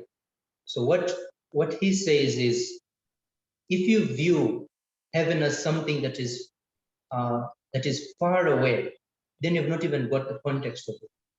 Heaven is the nearest thing you can get to, in a way that it is even nearer than your own life to you. It is like the place you are in right now. But it's just for you to realize that you are there, and it's not even a second far away. And it is all about sthiti. Why it is talked about in terms of places, in a way, is that for you to kind of grasp it. Like, can you grasp the context of it? If you can say that they're different places, and then they bring it nearer for you. And then it continues, they continue to bring it nearer for you, so that you get to the concept that it is actually the state in which I am, rather than a place that I am going to go to in the future. Wonderful. Thank you. Thank you. Juhi, you had a follow-up question? Yeah, just one more thing. Yeah, that is what I tried to explain. You know, it's the state of being is heaven in itself right now here. It's not an end and then you go to heaven or you go to hell. And my next question, just, I know it's such a broad and a big one, but is there a right and a wrong in Hinduism? Sure. We will take that very briefly. What I want to do is I'll again use the diagram and I want to connect up both these questions together. Let's see here. Okay. So what you're trying to do is that you're trying to go to the center. So center is good, periphery is bad. The center is heaven, the periphery is hell. And it is all, movement is all cyclical. You are where you are. You can choose to move towards the center, or you can choose to move away from the center. Having moved away from the center, you can say, okay, I am making a mistake. I need to move towards the center. You can change your course and move towards the center. So it is, no matter where you are, you have the capacity of moving towards the center. And no matter how close you are to the center, you have the capacity of moving away. So the heaven and hell, good and bad, good is the movement towards the center, bad is the movement away from the center. So that's how I would summarize it. Next up is going to be Jyoti, followed by Evanik. Jyoti. Yeah, I have a quick question, hopefully. Bhakti Yoga, where and how you draw a line without making it seem like obsessive compulsive behavior? Okay, that's a little bit away from the Gita, but Okay. let me make a quick comment on it, and then we can proceed. I mean, it is mixing up of too many things. Obsessive compulsive disorder is completely different. So it is very difficult to kind of relate those things. Best thing to understand is what Bhakti Yoga is. And then you can see how different it is from that. So Bhakti Yoga is all about devotion. And actually that concept, the red over here, is very different. What it is saying, it's the best way I have of describing it. It is the love between a mother and an infant, where it's not a passing emotion. It is not a reaction to a particular thing. It is the total commitment of the mother to the infant and the total love by the infant for the mother. The infant can get distracted by other things, but if he sees that his mother is not there, he's completely distraught. If his mother is there, then there is everything else. So it's kind of ananya, the idea of ananya, that there is nothing else that is worth it, that is worth focusing on other than that. Obsessive compulsive disorder is attachment to, if you want to translate that into the Bhagavad Gita terms, it is attachment to periphery. It is it is the difference between Bhakti Yoga. Bhakti Yoga is focus on the center. And the bad thing, or, obsessive compulsive disorder, is attachment to something in the periphery that takes you away from the rest of your life and from the center. So it's exactly opposite. Next up is going to be Kevin, followed by Evanik. Yes, thank you. Can you, and you guys were talking more about the center. So what's the center? Is your center same to other center? And is today's center same to yesterday or tomorrow's center? How can I define that? Thank you. Wonderful. Yogeshwar, you want to try? And then I will do it. Yes, so what we are calling the center in a way is that which is the base of all creation. Yeah, and why this is, you say, the center and peripheral is just a way to explain. It is not a definite term that center means like at the center. Yeah, so what it is, it's just an explanation for how you should view it. It can take you towards the ultimate. What we are calling the center here is basically something that remains unchanged within you. Whatever time you are in, whatever year of your life it is, or whatever day of your life it is, it remains unchanging. So one thing is that. And then the center, which we're calling the ultimate, is the same within everyone. It is the same center that I have, and it's the same center within you. That's why we're saying the God within me bows down to the God within you. So God, as in this context, the ultimate, is what the center is. It is the base of all creation. Like without that, there will be no creation. And that is, in a way, it never changes. And even the Gita says that I was there before and there right now, I will be even after the world is not there. So it is there at all times and it doesn't change even a little bit in between. So I'm going to use my diagram again. That's the only way I can think. So the center is the yellow dot. To Kevin, the best answer I can give you, the center is the Tao. So Tao is eternal. It is something which is constant throughout. It is the principle, universal principle operative through everything. It is the same for everybody. It is what it is. And everything else is 10,000 things which are in the periphery. So Tao, or God the Father, or Brahma are different names for it. And again, center also is a name for it. And as Tao Te Ching says, Tao ke Tao, Fei Chang Tao. Tao that can be told is not the eternal Tao. So similarly, the same thing applies to the center. It's a word that is being used to point to something. The word itself doesn't give you anything. It's not something that can be analyzed. It is saying that, as I was saying in this presentation on singing with God, and Joe, could you put a link to that presentation for people who want to see it? It's the Can I do same a one. follow-up?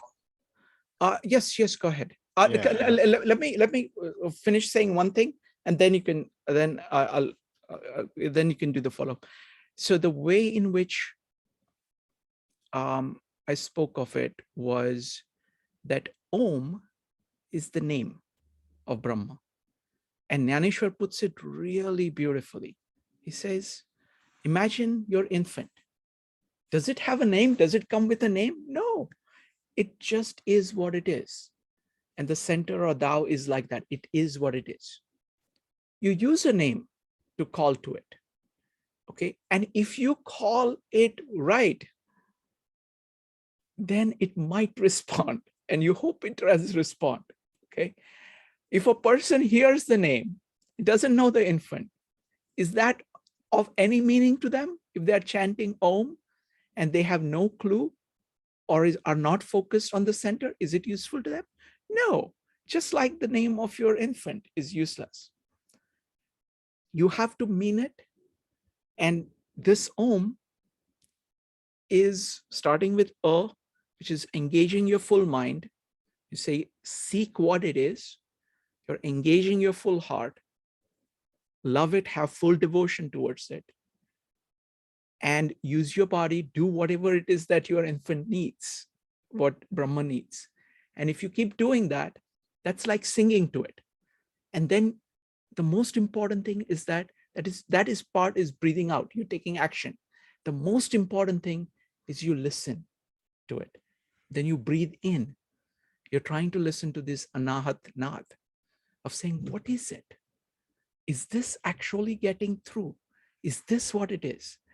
And it is in that process of singing to the center that you come closer to the center, little bit closer. So that's how I would say. Go ahead, Kevin. Next, the following question: what's the choice about a life choice? Like most people maybe value the rich, but someone value the poor. They like regular life, and somebody like are vegetarian. Some people like meat. So, what's the choice play like in? Do we have to value this is good, close to center, is bad, move to periphery? Thank you. Sure.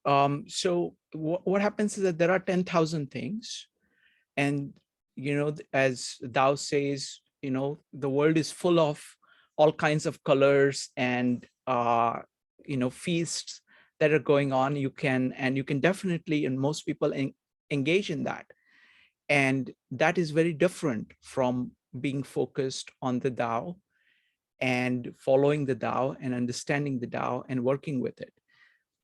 So in the Indian context, it is good to focus on the center. And if you go towards, and you have the capacity of doing both, but it is good to focus on the center, and you are harming yourself. You're moving towards lower and lower state of being by moving away from the center. So next up is going to be Evanik. Okay, now so much more to add. So I think when we were talking about the choice, I think of freedom, right? So it's the freedom to choose to go towards your center and to be in bliss, or the choice to focus on the material world or the periphery. And the way I see it is like, it's kind of the same thing as what Jesus was saying, but in a different way.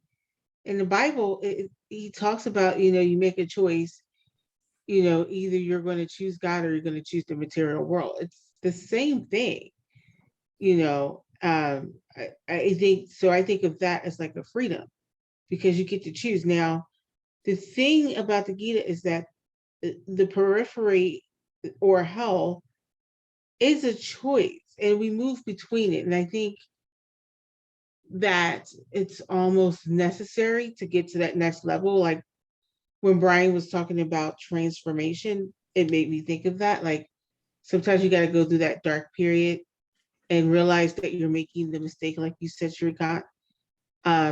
So I think I like the idea of that hell is not a permanent place.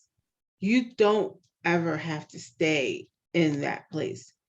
You can move out of it, where I think Christianity, that's where it gets a little dicey, because hell is a permanent place for your soul. And I think that's, I think that's what people are trying to make, like they're trying to get you to make the choice while you're here. And I think the real thing is like, because once you're gone, like once you're removed from the body, there's not that choice to make. So that's what I thought about. I had one question, but now, so, oh yeah, when you were talking about the Tao, let me do one thing. Let's answer this question first, and then you can ask the next question. Okay. Is that okay? Yeah. So Yogeshwar, what do you think about the question about freedom? Yes, so we are given the choice of decision. Like we are free to do anything. That's how we are by nature. There are some aspects of us that are preconditioned.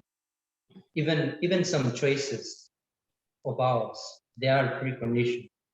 But that is all at the peripheral. Like everything at the peripheral can be conditioned in a way. Like you can make up a habit, you can do everything at the peripheral. You can precondition yourself. But everything at the center is totally different. You can't habitualize anything at the center. You can't precondition anything at the center, because you see what the center is and how we talk about it is what you are. It is what you are. It's like your own true being, right? That never changes. You can't precondition your being. You can't change your being. It's always constant to what it is. That way is what the center is. Now, what we are doing, is we're trying to know everything about the world, because that's where our eyes, our intellect moves, about the world, about our bodies, or about the thoughts that we have. But we never get to know who we really are. Like, who am I? I don't really know who I am, but still I want to know everything about so many different things.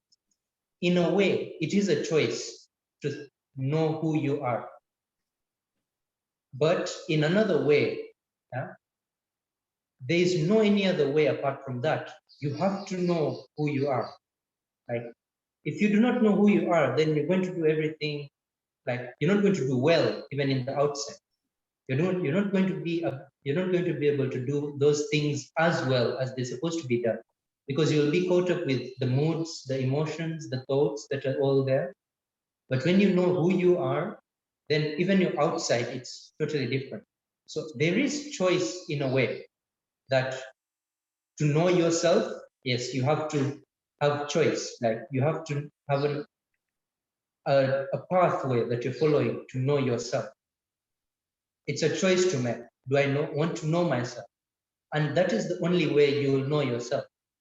But in another context, without knowing yourself, like there's no any other way that you can do it.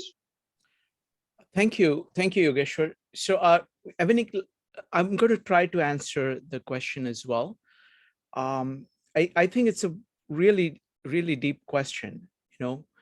And New Testament talks about it explicitly. So I'm going to try to say, okay, what is it that is common to both, and what is it that seems to be different?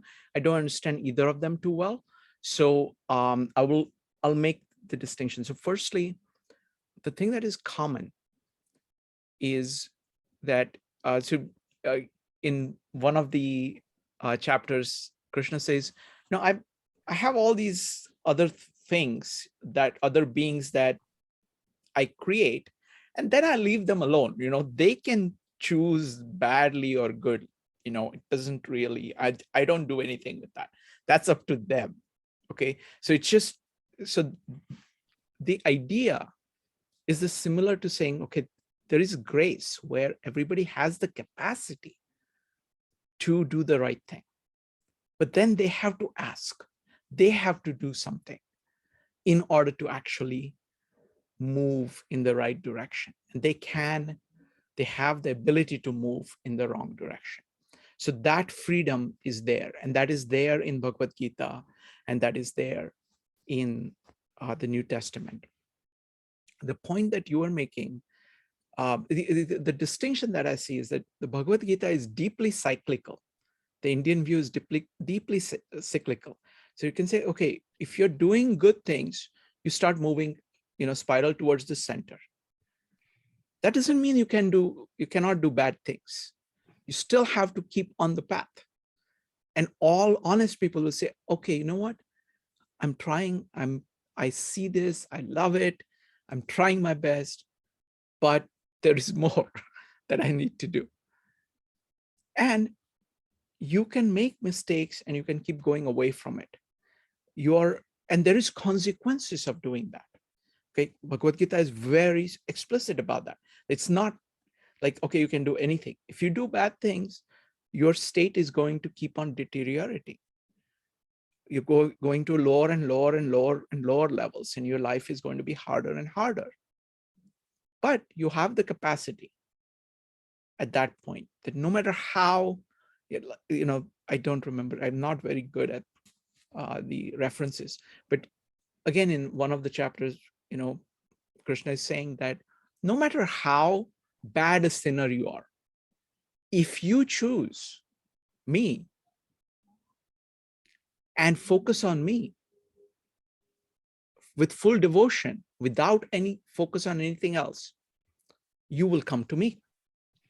This is the same principle that Jesus talks about. It's the same principle that Jesus talks about. Yes, Yogeshwar. Oh, sorry, you are on mute.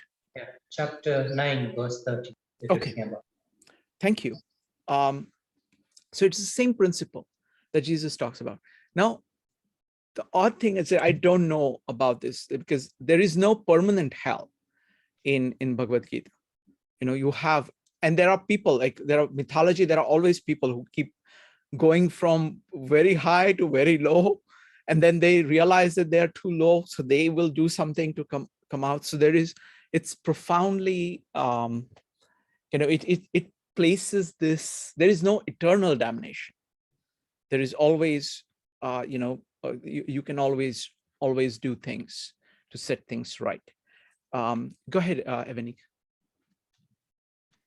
So the second question is, we were talking to Kevin about the Tao. So if the Tao is what, sorry, you can move past me for that one. Sure. If you want to come back, you can go ahead and come back. Let's go with Brian, followed by Cho. Brian. So I do want to follow up on one thing that I said, even though I'm not really into what I'm thinking and saying. I really am appreciating this immersion, but I did stick my oar in the water earlier with the idea of the transformation.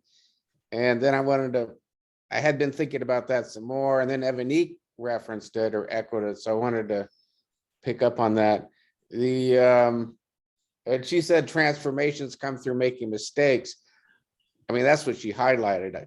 All these comments are obviously on the fly, but I think it's important to appreciate that transformations can come from things that you do right. and from, doing good things and not just from doing bad things. It's, again, I agree that it's kind of the cyclical, you acting in the world can sometimes be a good thing. And good things can come out of it. And that can also be a transformation. And yeah, I think that you can see that you've done good things as well as seeing that you've done bad things. And when you feel like you're moving towards the circle or toward the center, then that you're doing good things. And I think you should celebrate those things, celebrate those transformations. Just an example of that is in the West, the tradition at New Year's was to make resolutions to do better in the next year. And, that's great. But it's also a good thing to, at the New Year's, and it's something I like to do, is celebrate all the good things that I did in the past year. Yep. And then let it be and let it, kind of set it free and let it go. Thank you. Thank you, Brian. I'm going to follow up on one more thing that Evanik said. In Gita, it is not like the material thing versus the center. It is like, are you doing the right things in the world that will lead you to the center? So it's like you're looking at your actions. You are taking actions. You're not withdrawing from actions. So in the diagram, you're going around, and one part of the diagram, the green part, is outside. It is all outside, what you're doing outside. And that too can move towards the center. That means the actions are closer to your true nature. And that's the direction in which you're going. So it is not like spirit versus matter. It is the matter which has the right spirit, which is along the lines of the spirit, actions which have the right devotion behind it, right thought behind it, and therefore will move all your thinking, all your emotion, and all your actions, community, yourself, physically towards closer to the center. Thank you. Next up is going to be Joe. I have a quick question and it's just, and if it's too far or too large, then we can just skip it. But I'm thinking about, what does it mean to the idea of punishment in the Gita? And I'm thinking about that in Yama. Let's table that. Let's come to it when we come to it. Okay, because I only thought of it because of Yama and the rule of law and maintaining the rule of law. We will deal with it in great amount of detail. There will be places which would be perfect. Okay, wonderful. Let's go. Let's see how we're doing on time. Oh, it's already 11:18. Okay. So Yogeshwar, I thought this kind of dialogue back and forth worked very well. What do you think? Yeah, it's nice to know how people are conceiving the concepts, how they're taking them in, what their problems are in taking them in, or what their views are about the concepts in general. Wonderful. So let me invite people who have not spoken about this, so the question is, what are you getting from these meetups? We would really love to know what you're getting from the meetups. Go ahead and type ! if you'd like to share. I encourage you to share, because the more we know what you're getting, the better off we'll be able to give you feedback. So anybody who has not spoken, I would invite to go ahead and type ! while we go to Joe. Joe, go ahead. I was just going to say simply thank you, Yogeshwar, because of what you've brought to the meetup. Specifically is so much context to what we're in the concepts themselves, that it's been, it's brought it to a new level. from when we started, and when we started with your commentary. It's really been remarkable and very helpful for me personally. I may not always be able to express everything as beautifully as yourself, but I do capture the concepts much more deeply because you're contributing to these meetups. So thank you for your time and your consideration. Thank you. You too, Shrikant, but Thank you. Thank you, Joe. Next up is Connie. Connie. Yeah, I wanted to address in your questions on what am I getting from this. I had no concept. I mean, I've heard of it before, and I didn't know what I didn't know. I'm learning. I'm getting, I think, about 5 to 10% of it. I think in the beginning, I think her name was Allison, expressed, and also you, you know, that I'm just, it's opening up my mind is what it's doing. But what I'm really getting from it is your leadership. And you're keeping us on track. You're moving it forward. You're giving it to us in small bites. And you're keeping it on topic. That's something that I don't find in any other meetings. And working together and giving it in a different perspective has kept me coming and just exploded my curiosity. So I just can't thank you enough. Wonderful. Thank you. Thank you, Connie. Really, really appreciate that. Thank you. Let's see. Brian Allenby, would you like to share what you're getting from these meetups? Okay. Anybody else? Elena, what about you?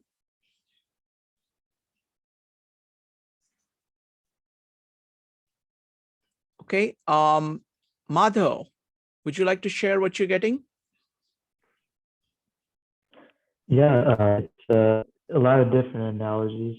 Those are the ways that I like to think. It gives me a mental picture, especially yours, and all the different stories and the backgrounds that Yogeshwar teaches. It's pretty awesome. I simultaneously work, so it's hard for me to multitask, but I've taken as much as I can. Thank you. Thank you, Madhav. Marco, what about you?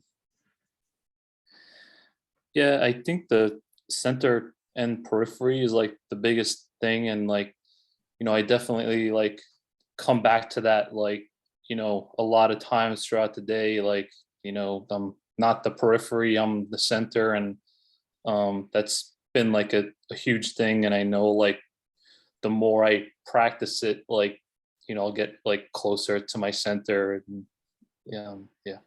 Wonderful. Thank you. Thank you, Marco. Ellen, go ahead. Thank you. Yes, I have benefited as a member of the Unitarian Universalist Society, which I am a member of, and I'm doing a spiritual deepening class, and we're examining all of the world's religions and atheism and agnosticism as well. And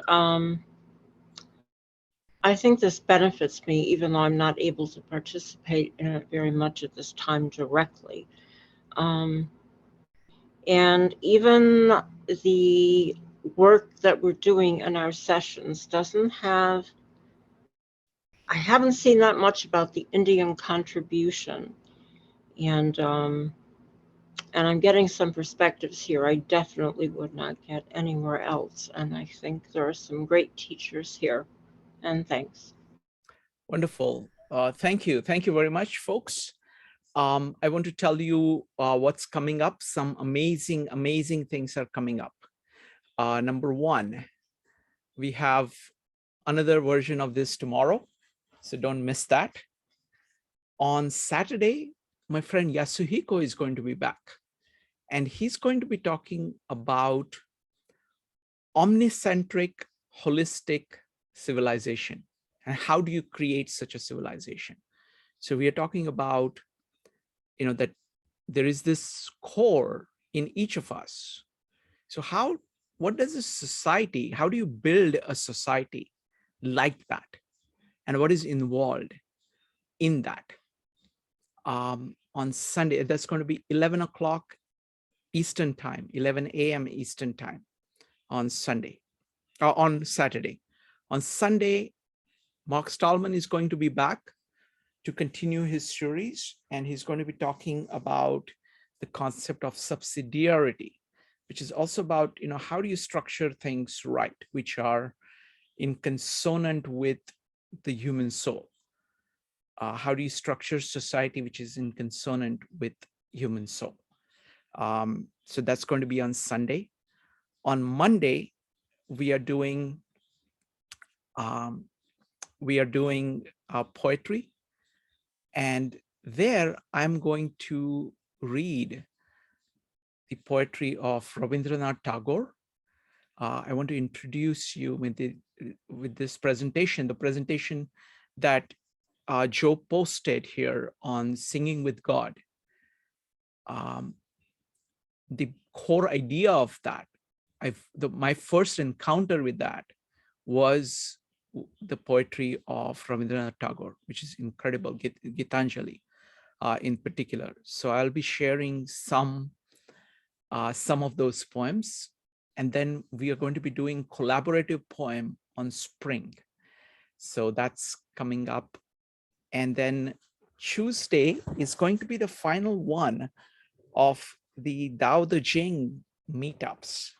And there I want to ask Maybe. Joe, Maybe. That's right. I was about to say the same That's thing. right. That's right. We're expecting it to rehat. So that's what I want to ask Joe and Evanique and anybody, and Brian, anybody who participates in the Tao Te Ching meetup. I want to talk behind Jason and Amon's back here, because I think we need to do something special in order to really, celebrate what we have done. I was thinking of two ideas, probably do both of them.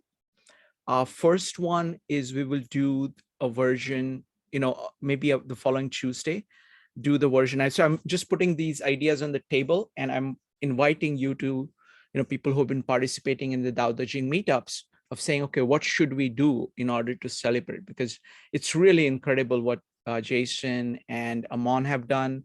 It's also incredible of that entire group, what we have done as a group. It's really, really special.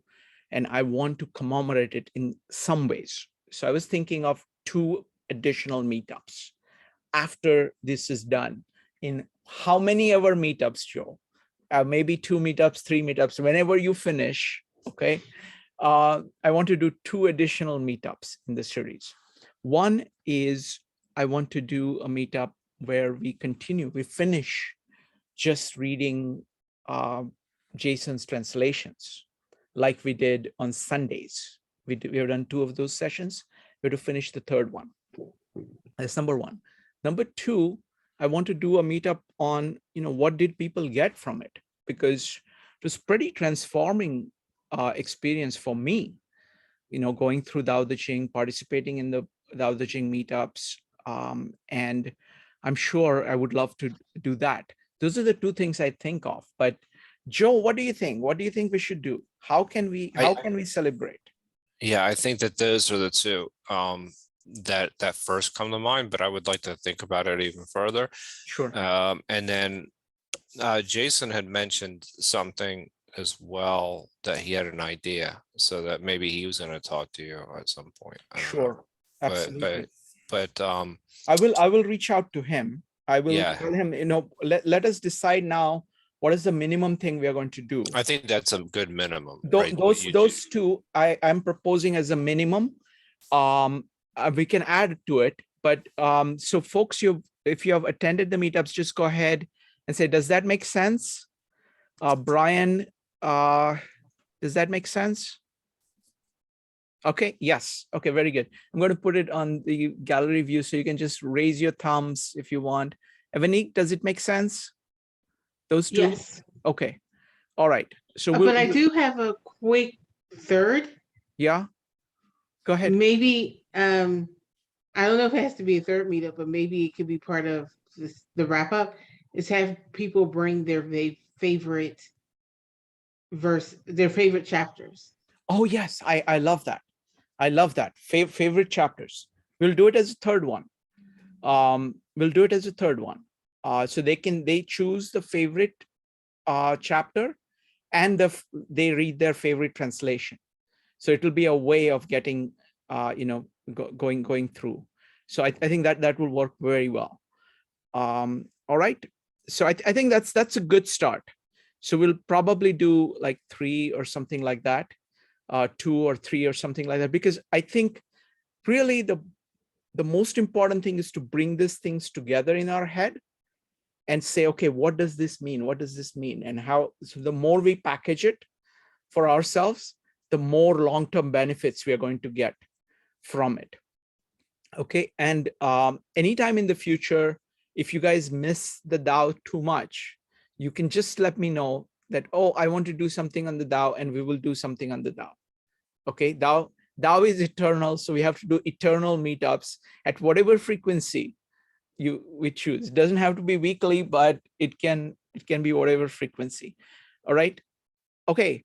All right. Thank you very much, everybody. We'll see you soon. Bye. Right. Thanks, Yogeshwar. Bye.